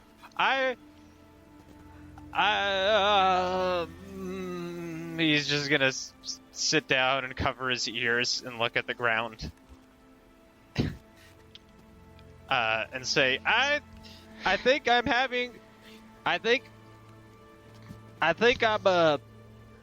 hallucinating." And while that's going on, back to Natty and Nyx. What are you two doing? Nyx is going to edge into the door and just go Okay. a foot into the room. Still not stepping on the rug. You you can hear a bit of a commotion behind you, I assume, as whatever's going on. And as you hear that, you feel like a little tubular of wind just kind of like rush past your hair. And Nix's tail bristles instantly. And for a moment, you can see those same sort of very light, pastel lights farther down to the right just blink for a second and then disappear. And at the same time, the scent of lavender grows more intense. Nope, I don't like that. I don't like that one bit. Natty, did you see that? I felt it. I didn't see anything. It felt like something just darted past me. There's these little lights. I saw tiny lights down that way. Yeah, I saw it too. We should go check it out. It'll be fun. Come on.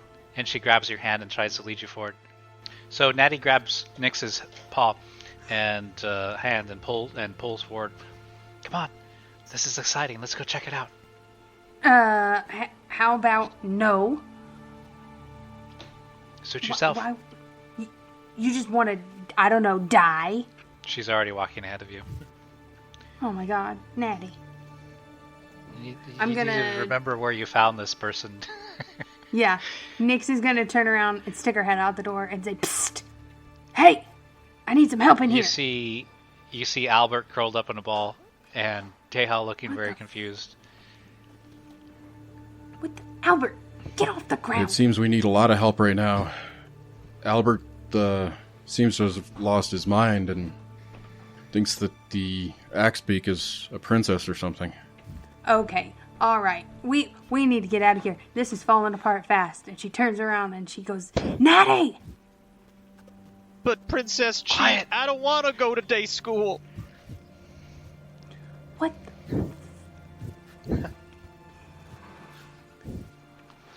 Nix, I'm confused. What should we do?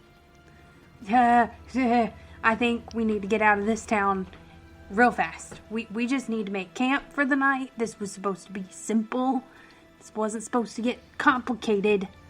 I can't for be a a roof. prince. I'm not ready for the monarchy. So when the axe speaks, or the princess pecks you again, you can start to see through, like, it's a double image. There's both the axe beak standing there and the princess at the same time. Oh. That... Whoa. I think he'd know enough that this is yeah. an illusion at this I point. mean, I think magic is pretty common.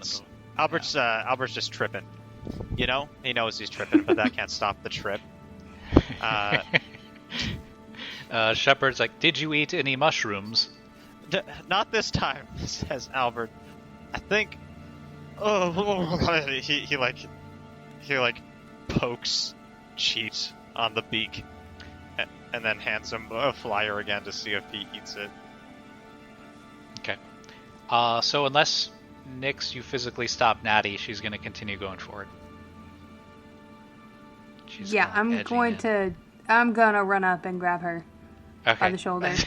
Nicely, all right, not rude. all right. Okay.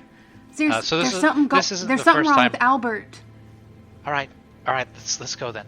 This isn't the first time she's been drug out of a building. By the scruff of the neck. Yeah. No, let me okay. at it. So you guys egress.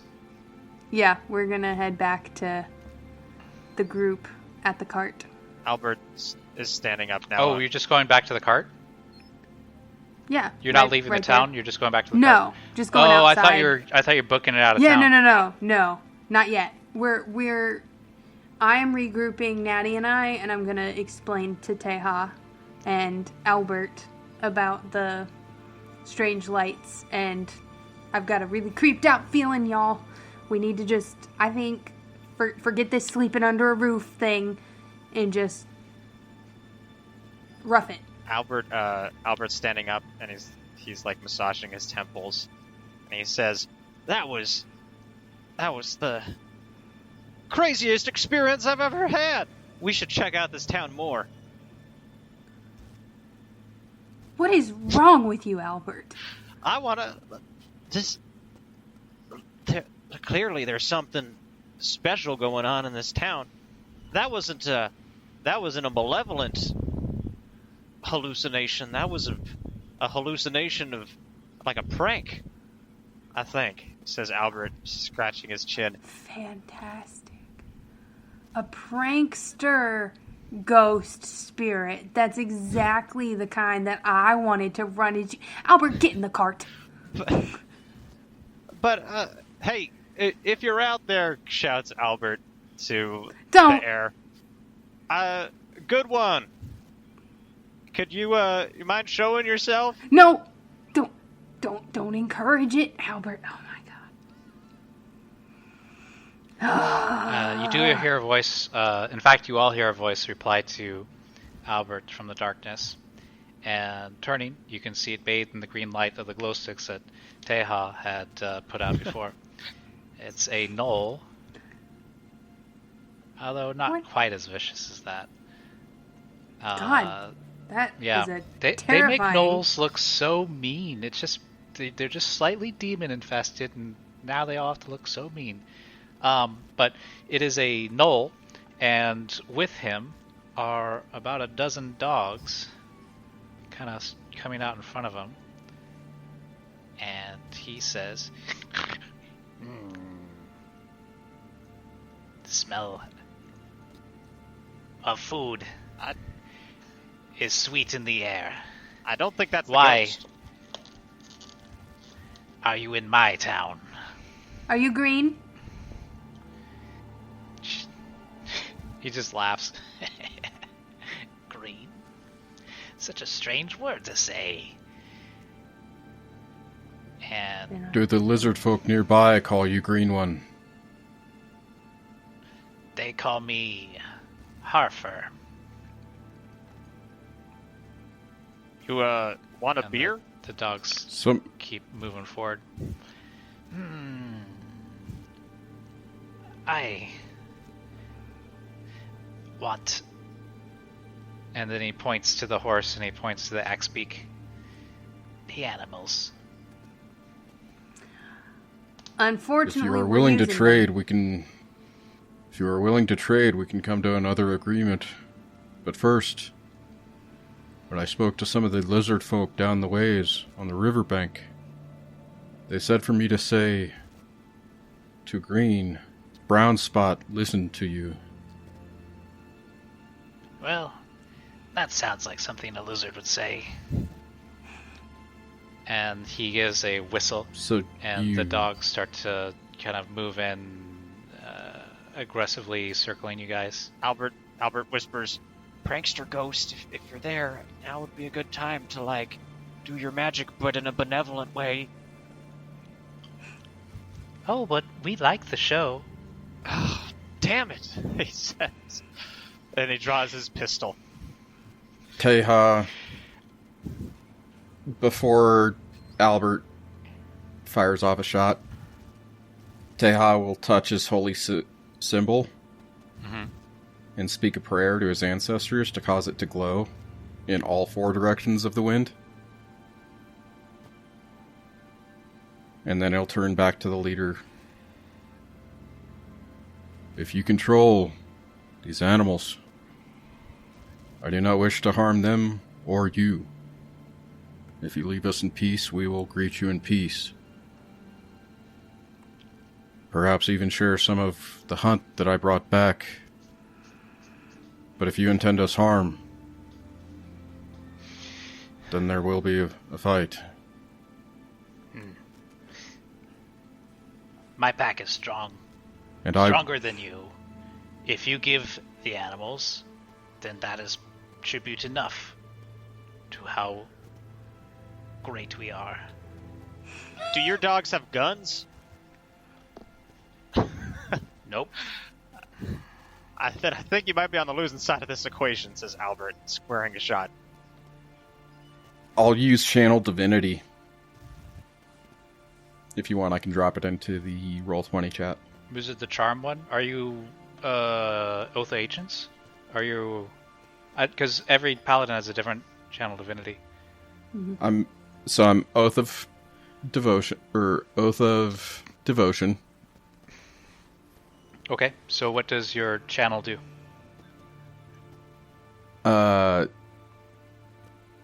So it can do Sacred Weapon. Okay, we're going that way. Well, tell me what. Tell me what it does. Okay, so in this case, it would take the light that was at my holy symbol, and it would run through my chest, down my arm, and into my weapon, and begin to... Oh, okay. My weapon would begin to light up with kind of like a holy light. And since I would normally be using a glaive, on each of the ends there's two colors, with a color each representing one of the directions of the winds. That's cool. I bet that looks spectacular at night. Just like a ghostly light paints this town square. While you may have a large pack, I have the backing of my gods. But not the initiative.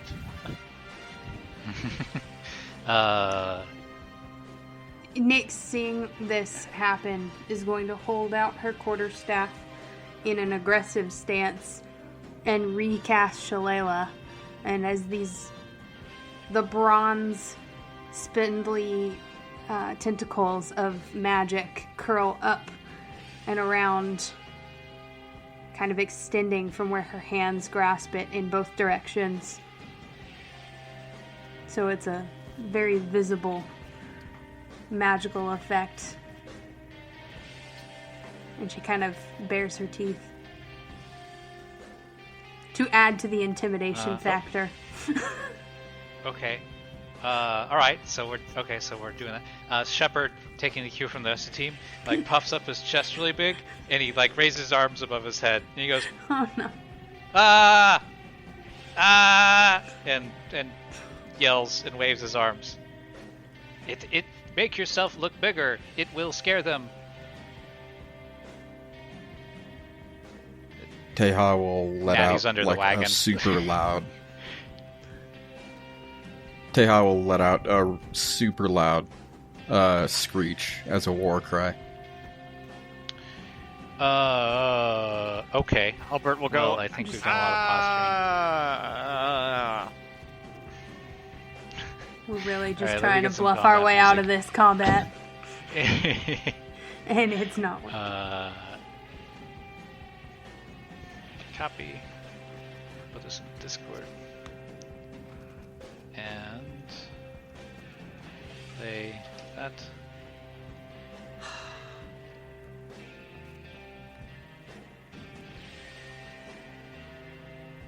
Okay. Alright, so as the energies unfurl and you ready yourself, one of the wolves rushes forward, Teha, and lunges at you with gnashing jaws. Is that 18 hit? It does. Okay, make a strength save, DC 11.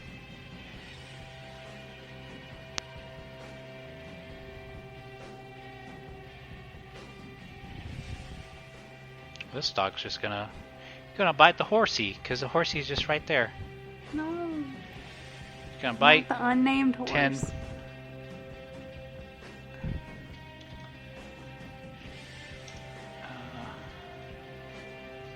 Horse whinnies in pain.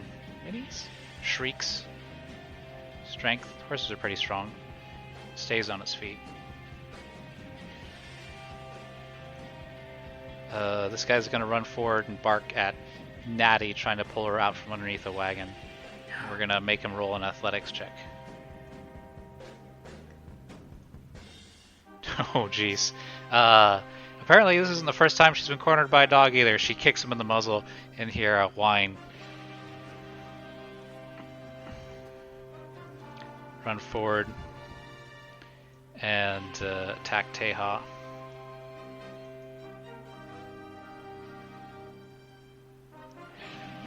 Does the horse get an 13 attack hit? of opportunity? Misses. Okay. All right. So Natty is just like, all right. And then she's gonna disengage and start climbing up the tree.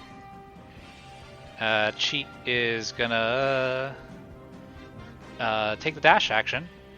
Good thing Natty ran away because she may have been crushed by the wheels. And he's just gonna go full speed ahead because he's afraid for his life. Nyx, Shepard, and Albert, I need you to make a dex save as this spooked Axebeak is careening dangerously through the narrow streets. Not great. Not great, not great, not great. Hold on, let me see what my modifier is on that. Please. Okay, so DC 11 to get out of the way. I got an 11. Oh no, I got a 12 because I have a +3 to my dex. Okay, Oh, so wait. you both are able Hold to on. clear. I actually get a 12 because I have a +1. I just noticed. Okay. I rolled Perfect. a nat 11. You Math. nat 11. All right. So as the wagon is rolling towards you, you're both able to roll out of the way. A trail of dust catching little moonlights filtering down. Which brings us to Shepard. Let's see how Shepard does. Dexterity. Oh, nice. So I guess we can just all move just a little bit as you've dodged out of the way. Mm-hmm. This guy's gonna come around and gonna start barking at Natty. I guess he's gonna jump up and try to grab her. Jeez. But she dodges the other side of the tree, putting the trunk between her and the hungry dog.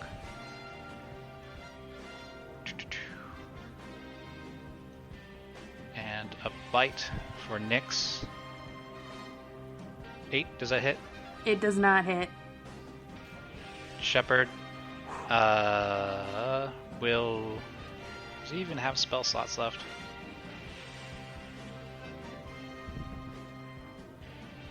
Yeah. Cast Entangle. Horsey is... Do a wisdom save for Horsey. 16. So it'll take the disengage and it just won't peel out. And then it gets to this junction. It's got to figure out which way to go. Odd is south. Okay. And then it ends up down there. Hitting the southern road. The Axebeak has gone straight east. The horse is spooked and going to the south. So... Whoops, did I skip somebody? Yeah, I did. Wolf. Wolf needs to make a strength save. The failure. It is a stuck wolf. I will cast Cure Wounds on myself. So, clutching your holy symbol, you see a flash of light and wind envelop Teha. You see you're healed 7 points. Nyx, you're up. I mean, I'm not going to be able to do anything because if I move, it's going to provoke 2 attacks. Okay, I can't get Roll20 to do the measurement, but how far away from me Make a is measure the lead knoll fellow? Harfer, he's 50 feet from you. Okay, and is he currently I guess- entangled? Yes. Okay, I'm going to first use my bonus action to activate the Archer Starry Form. Oh, First nice. time. So describe how that unfolds. Remember, it's nighttime as well, and you're bathed in moonlight. Oh yes, that's why I'm doing this, because I have the moment. Okay. So I'm just going to drop the quarterstaff right beside me and open my arms kind of in the shape of an archer drawing back a bow, yet my Okay. palms are splayed open. And as I make this motion, it seems like you can't tell if it's from outside or inside of Nyx, but this bright white glow starts to creep, and it appears in the center of her chest, and then each of her joints takes on this really bright spot of light, and there's just a faint glow connecting, like she has become the physical embodiment of a constellation, a familiar one to all of you in the Neskin night sky, the Archer. And as she does so, she's going to cast, as her action, the spell Guiding Bolt at the Oh, knoll. yikes. And you have advantage on that. I do indeed. All Okay. right, come on. So there is a creature in between you and the target. So it'll get +2 its AC, because it counts as 1 quarter cover. But you do have advantage, so. Okay. And then... Okay, I'll take that. Did you get a nat 20? Are you going to kill my No. bad guy in one No. turn? No, I Okay. didn't get a nat 20. I got a nat 19. So Oh, jeez. That's a hit. that is a 19 plus 4, and that does 4d6 damage. That is 14 damage. But then I'm pretty sure I get extra damage from the shape. Let's see. Oh, I do. No, I'm sorry. I am incorrect. That is 1d8 plus 2 addition. So, I think. Dealing with. Yeah. I think it's 16 damage. Nice. So I imagine you kind of come around and you like sling like a silhouetted star, and it crashes into him. And at the same time, a silhouette of a constellation archer looses an arrow, and it follows that guiding bolt straight to the target. Yes. Beautiful. I love that. Albert, you're up. Good Okay. point. Albert, geez, is there anything I can hop on top of here? Can I hop on top of Buildings. Shepard? Nyx, Shepard. Albert's just gonna back off a little, and he's gonna aim for the knoll, and I'll say under his breath, "It's like my pa used to say, don't wanna be dead. Aim for the head."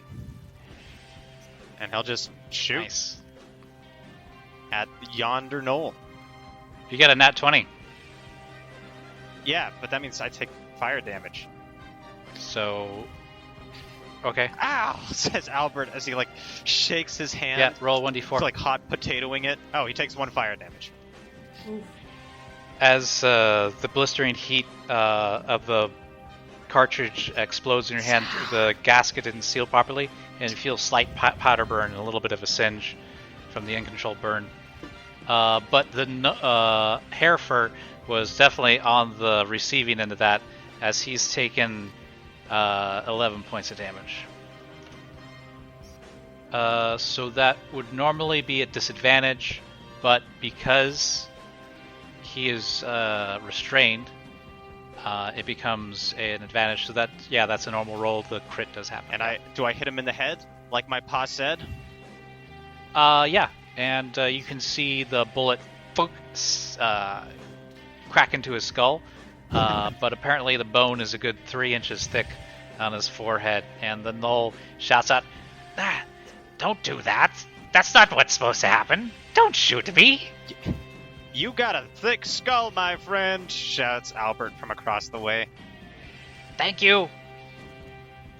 And that wolf stuck. So it'll use its action to attempt to break free. And breaks free. And then it's gonna go up here to Nyx. Because Nyx looks like she needs a friend.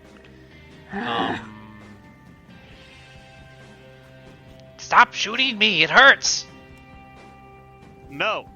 Strength to break free. No. Okay, well, I thought I'd ask at least. Call off your dogs, and we will. Oh, that's a good... Okay, yeah, I'll call off your dogs and we will. My druid friend will not release you unless you call off your dogs. Shepard then says, please refrain from harming my friends. And then he's going to step over here. And actually, he's going to give him a good old thorn whip. Hitting the dog where he was. It takes 4 points of piercing damage. And is knocked unconscious. Teha looks delicious. Another bite attack at advantage. 11 and 10, neither of those hit. Nope. The guy's gonna come forward. Big jowls barking at Nyx at advantage. 13, does 13 hit? Yes, 13 does hit. Okay, make a strength save. DC 11 or be knocked prone. Oof. You said strength save? Uh-huh. It's a 9. So, Nyx down. Nyx, this dog grabs you by the ankle and pulls you to the ground. So you're just knocked down. You can stand up on your turn, but it's half of your movement. Mm-hmm. Did I take any damage from that, or did he just knock me down? 7. 7, okay. This guy... Right, does 17 hit Teha? Yes. 4 piercing damage. Natty, she doesn't have a weapon, does she? Alright, so she's seen you guys in trouble. Will start to shake the tree and say, "Come and get it! I'm easy eatings! Come on! Come on!" What the? And try to roll persuasion. And looks like she's got some of their attention. Cheat is just gone. This one is still trying to climb up the tree to get her, but now she's well out of reach. That one is gonzo. Shepard already did his thing out of order. Horsey is running away. You make a strength save. You are still stuck. Teha, you're up. Okay. And I just looked at something because I did do my channel divinity as battle was starting. I actually get to add my charisma modifier to my attack rolls. Okay. Ooh. Which is +2. I'm going to attack this one right here. And obviously my glaive is still not serviceable since we haven't come across a blacksmith. So that will be with quarterstaff. That's a hit. So that'd be 17. 17 to hit. That's good. So the wolf lets out a yelp and seems to be on its last leg. You hear a crack a bone. Nyx, movement there, Teha, or bonus action, and then it'll be Nyx's turn. I'm gonna stay right where I'm at just because of the fact that if I move anywhere, I will provoke 2 attacks of opportunity, and that would suck. Okay, for my turn, Nyx is going to use half her movement to stand up, and as she stands up, she's going to grab her quarterstaff. Mm-hmm. And without casting Shillelagh on it, is going to bop the dog right in front of her on the head. Okay. And let me see how much that is without Shillelagh. Okay. Alright, so to hit, that is 17 plus That's 1. a hit. Okay. And then that is 3 damage. The dog yelps in pain, nearly bloodied by a single blow. Okay, I'm going to turn to the thing. What is that? A dog? What is that? The other creature. Haircut? Oh, wolf. Okay, that's what it is. I don't know. Wolf? It's the darker token. I can't see. And I'm going to shoot at it with that bonus action, that is a 14 plus 14, 16 to hit. That's a hit, and that was with disadvantage. Oh crap! Nope, that was a straight roll. Sorry. It's alright. Oh, yep. I will take that 16 because I just wasted a nat 20. Yeah. Aw, Nice. but still sucks. better than missing. Go ahead and roll a yes, d8, that's and we'll better. figure out the damage. All right. That is a 2 plus 2 is 4. 2? Yes. Seems unfazed by the blow, but you can see a heavy gash on its left side as the spectral arrow cuts into it. Okay. Albert, what you doing, fox friend? If I step over here underneath the tree, do I just have a straight shot right to Mr. Noel Mick Skullface Yes, you do. over here? Great. I will attack Yep. with advantage. But the active range of your pistol is 30 feet, and then the maximum range is 90. I thought it was between 30 and 90. 30-90 split. Okay. No, it could. Yeah, it's just like the hand crossbow. Oh, okay. How it has a 30-foot range, and then maximum of 90. Okay. Well, I mean, if he's restrained, I'll just take the regular shot then. Albert will chamber another round as he steps near the tree, and he says, "Let's see if that skull can take another one." You can use your movement to get within 30 feet of him and get an Do I want advantage. to? Well, do I want to walk past a bunch of wolves? Is the question. And I think the answer to that is no. However, hold on. If I'm right here, 1, 2, 3, 4, 5, 6. I can, without provoking a attack of opportunity, step over here. Which. Okay. Hold on. Is that 30 feet? Oh. Well, I can always. We'll call it positioning for now. Get over here, and I'll take a shot again with regular advantage. Okay, regular advantage. You know, right? All right. With no Go ahead, roll. advantage. Okay, come on, don't fail me. Oh yeah, 22. That is a hit. Nice. The Knoll shouts, "I said, stop shooting me!" What? Sorry, I Hurts. can't hear you. This gun's really loud, shouts Albert, doing 12 damage. Ow! Does that Call not off kill for him? dogs. My God. No, he is bloodied though. His token's taking a long time to update. Okay, so that's Albert's turn. Next up is the dog, and he's going to try to take a Nick snack. Delicious kitty. 18. Yeah, that hits. Okay, 4 points of damage, and DC 11 strength save. Oh, that's much better. A 12 strength save. Ah! Stuck! Can't get out! Keep it up, Shepard. Okay. Another round of attack against Teha. It's at advantage. 22. 8 points of That damage. hits. 11.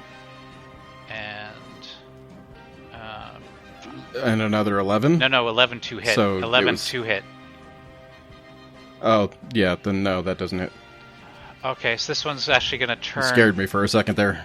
and try to get Natty as she's pulled part But of he him. didn't take a disengage. Did not. So, attack of opportunity, I will bop him with my quarterstaff. Okay. And that is a 12 to hit. Wait, yeah, 12. No, wait, Okay. 13. Sorry, 13. This of this critically injured wolf, you can see a deep cut black blood, or blood so red it seems to be black in the moonlight. It also tries to run away from you, Teha. Did you hit the dog? It has a DC of 12, Nix. I did. I hit Or an AC. a You hit it? Nice. 13. Yeah. Okay. Let's go ahead and roll me some damage. Okay. It's not gonna be much. It's 2. 2. Yeah. Every little bit helps, I guess. Okay. It's going to try to pull Natty out of the tree.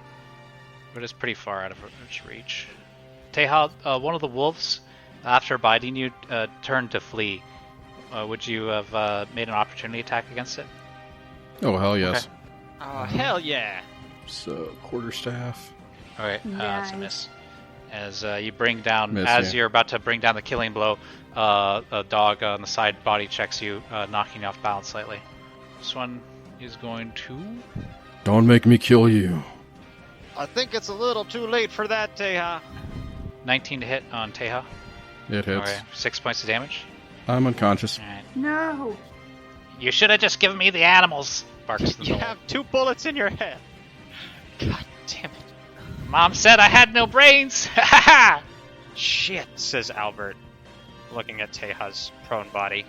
Natty's gonna shout out, Nix! Teha's in trouble! Yeah, I She know. is just gone. More barking. Shepard, what can you do? That was his last spell. So he will, Thorn Whip. Dog next to you. 8 misses. And then he's gonna go, he has to take an attack of opportunity. He's gonna run over to Teha. No. Are you Wait, are you yelling no which at him? one? Not to... Yes. Okay. And then in his turn, so when he thorn whips, his hand's like made out of living wood.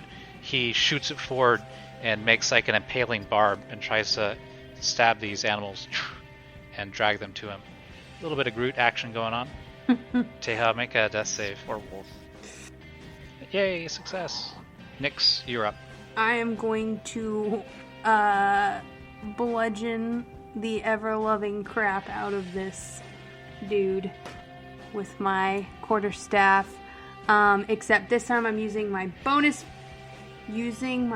action to cast Shillelagh because I'm tired of taking a -1 to all my damage because I am a weak little useless child. That is a nat 20. So it's a 22 God, you're to on hit. fire. Oh, Okay. God. So go roll me 2d8 Thank and God. then we'll add your modifier. That's a solid hit. Thank goodness. Okay. 2 and a 7. So 11. Nice. Very nice.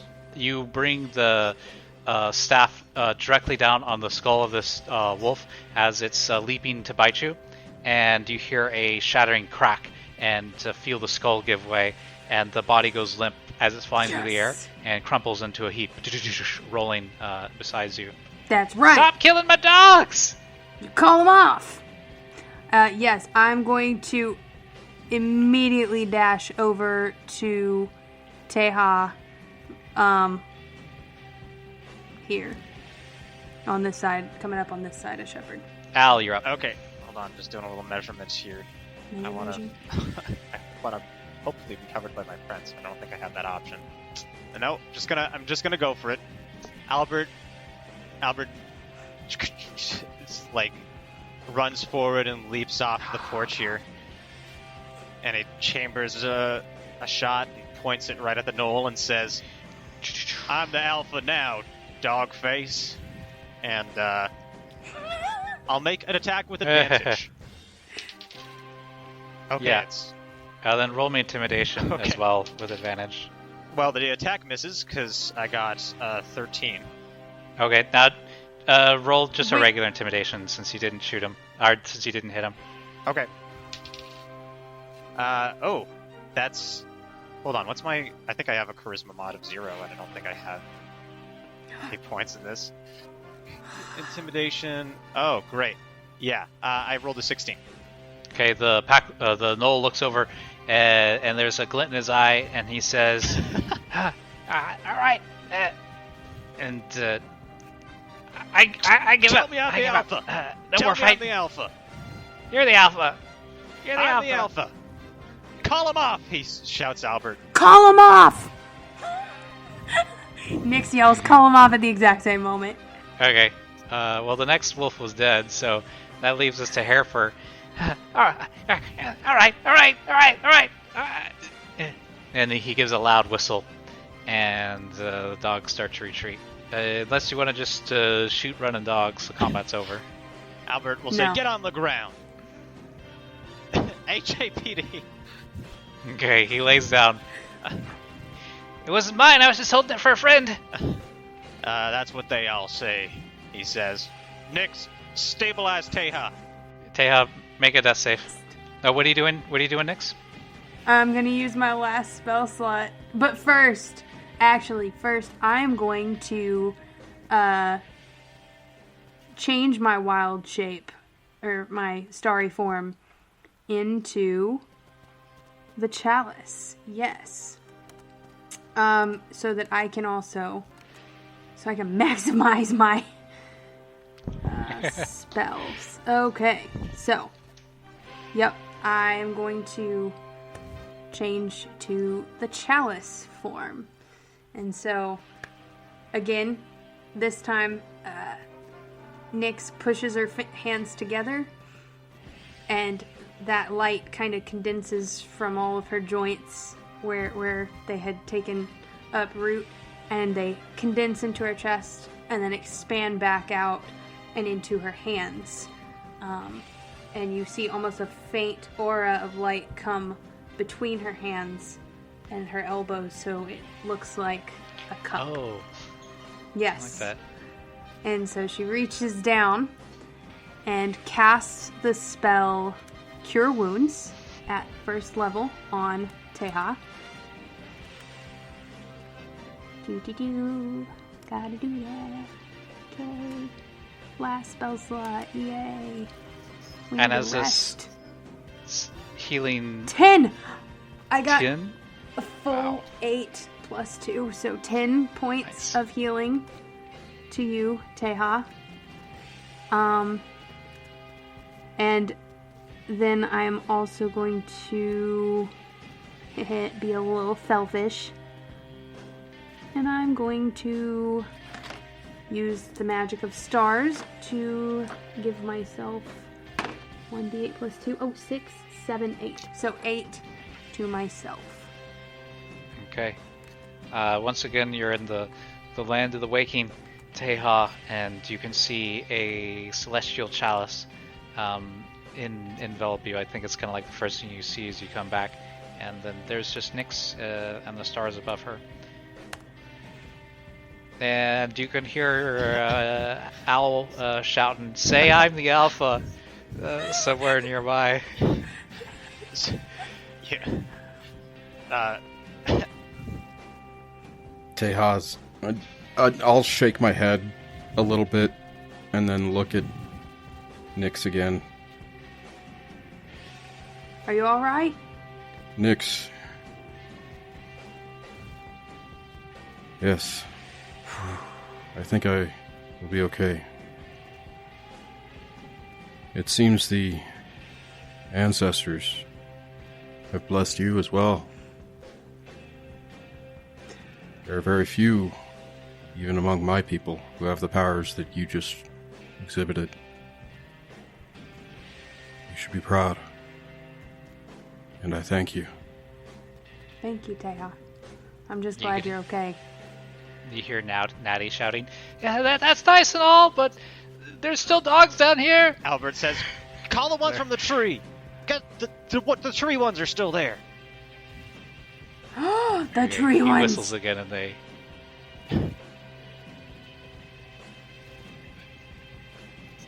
Thanks, Al. We were just about to. Al, Like, Al says, that's our rat. What do you think, ghosts?" As he chambers another round. This still fun? You feel 4 feet on the top of your head, 4 tiny little feet, and then nothing. I hope it didn't just ghost piss on me. Al. It was as if a cat was standing on your head, and then it just leapt off. Al will note this mentally, but it's not his chief concern right now. As he approaches the knoll. The knoll looks over and says, "Ghost spirits bugging you too? They never leave me alone. They're always messing with Herfer." Get out of here. We aren't talking to you. Anybody got some rope?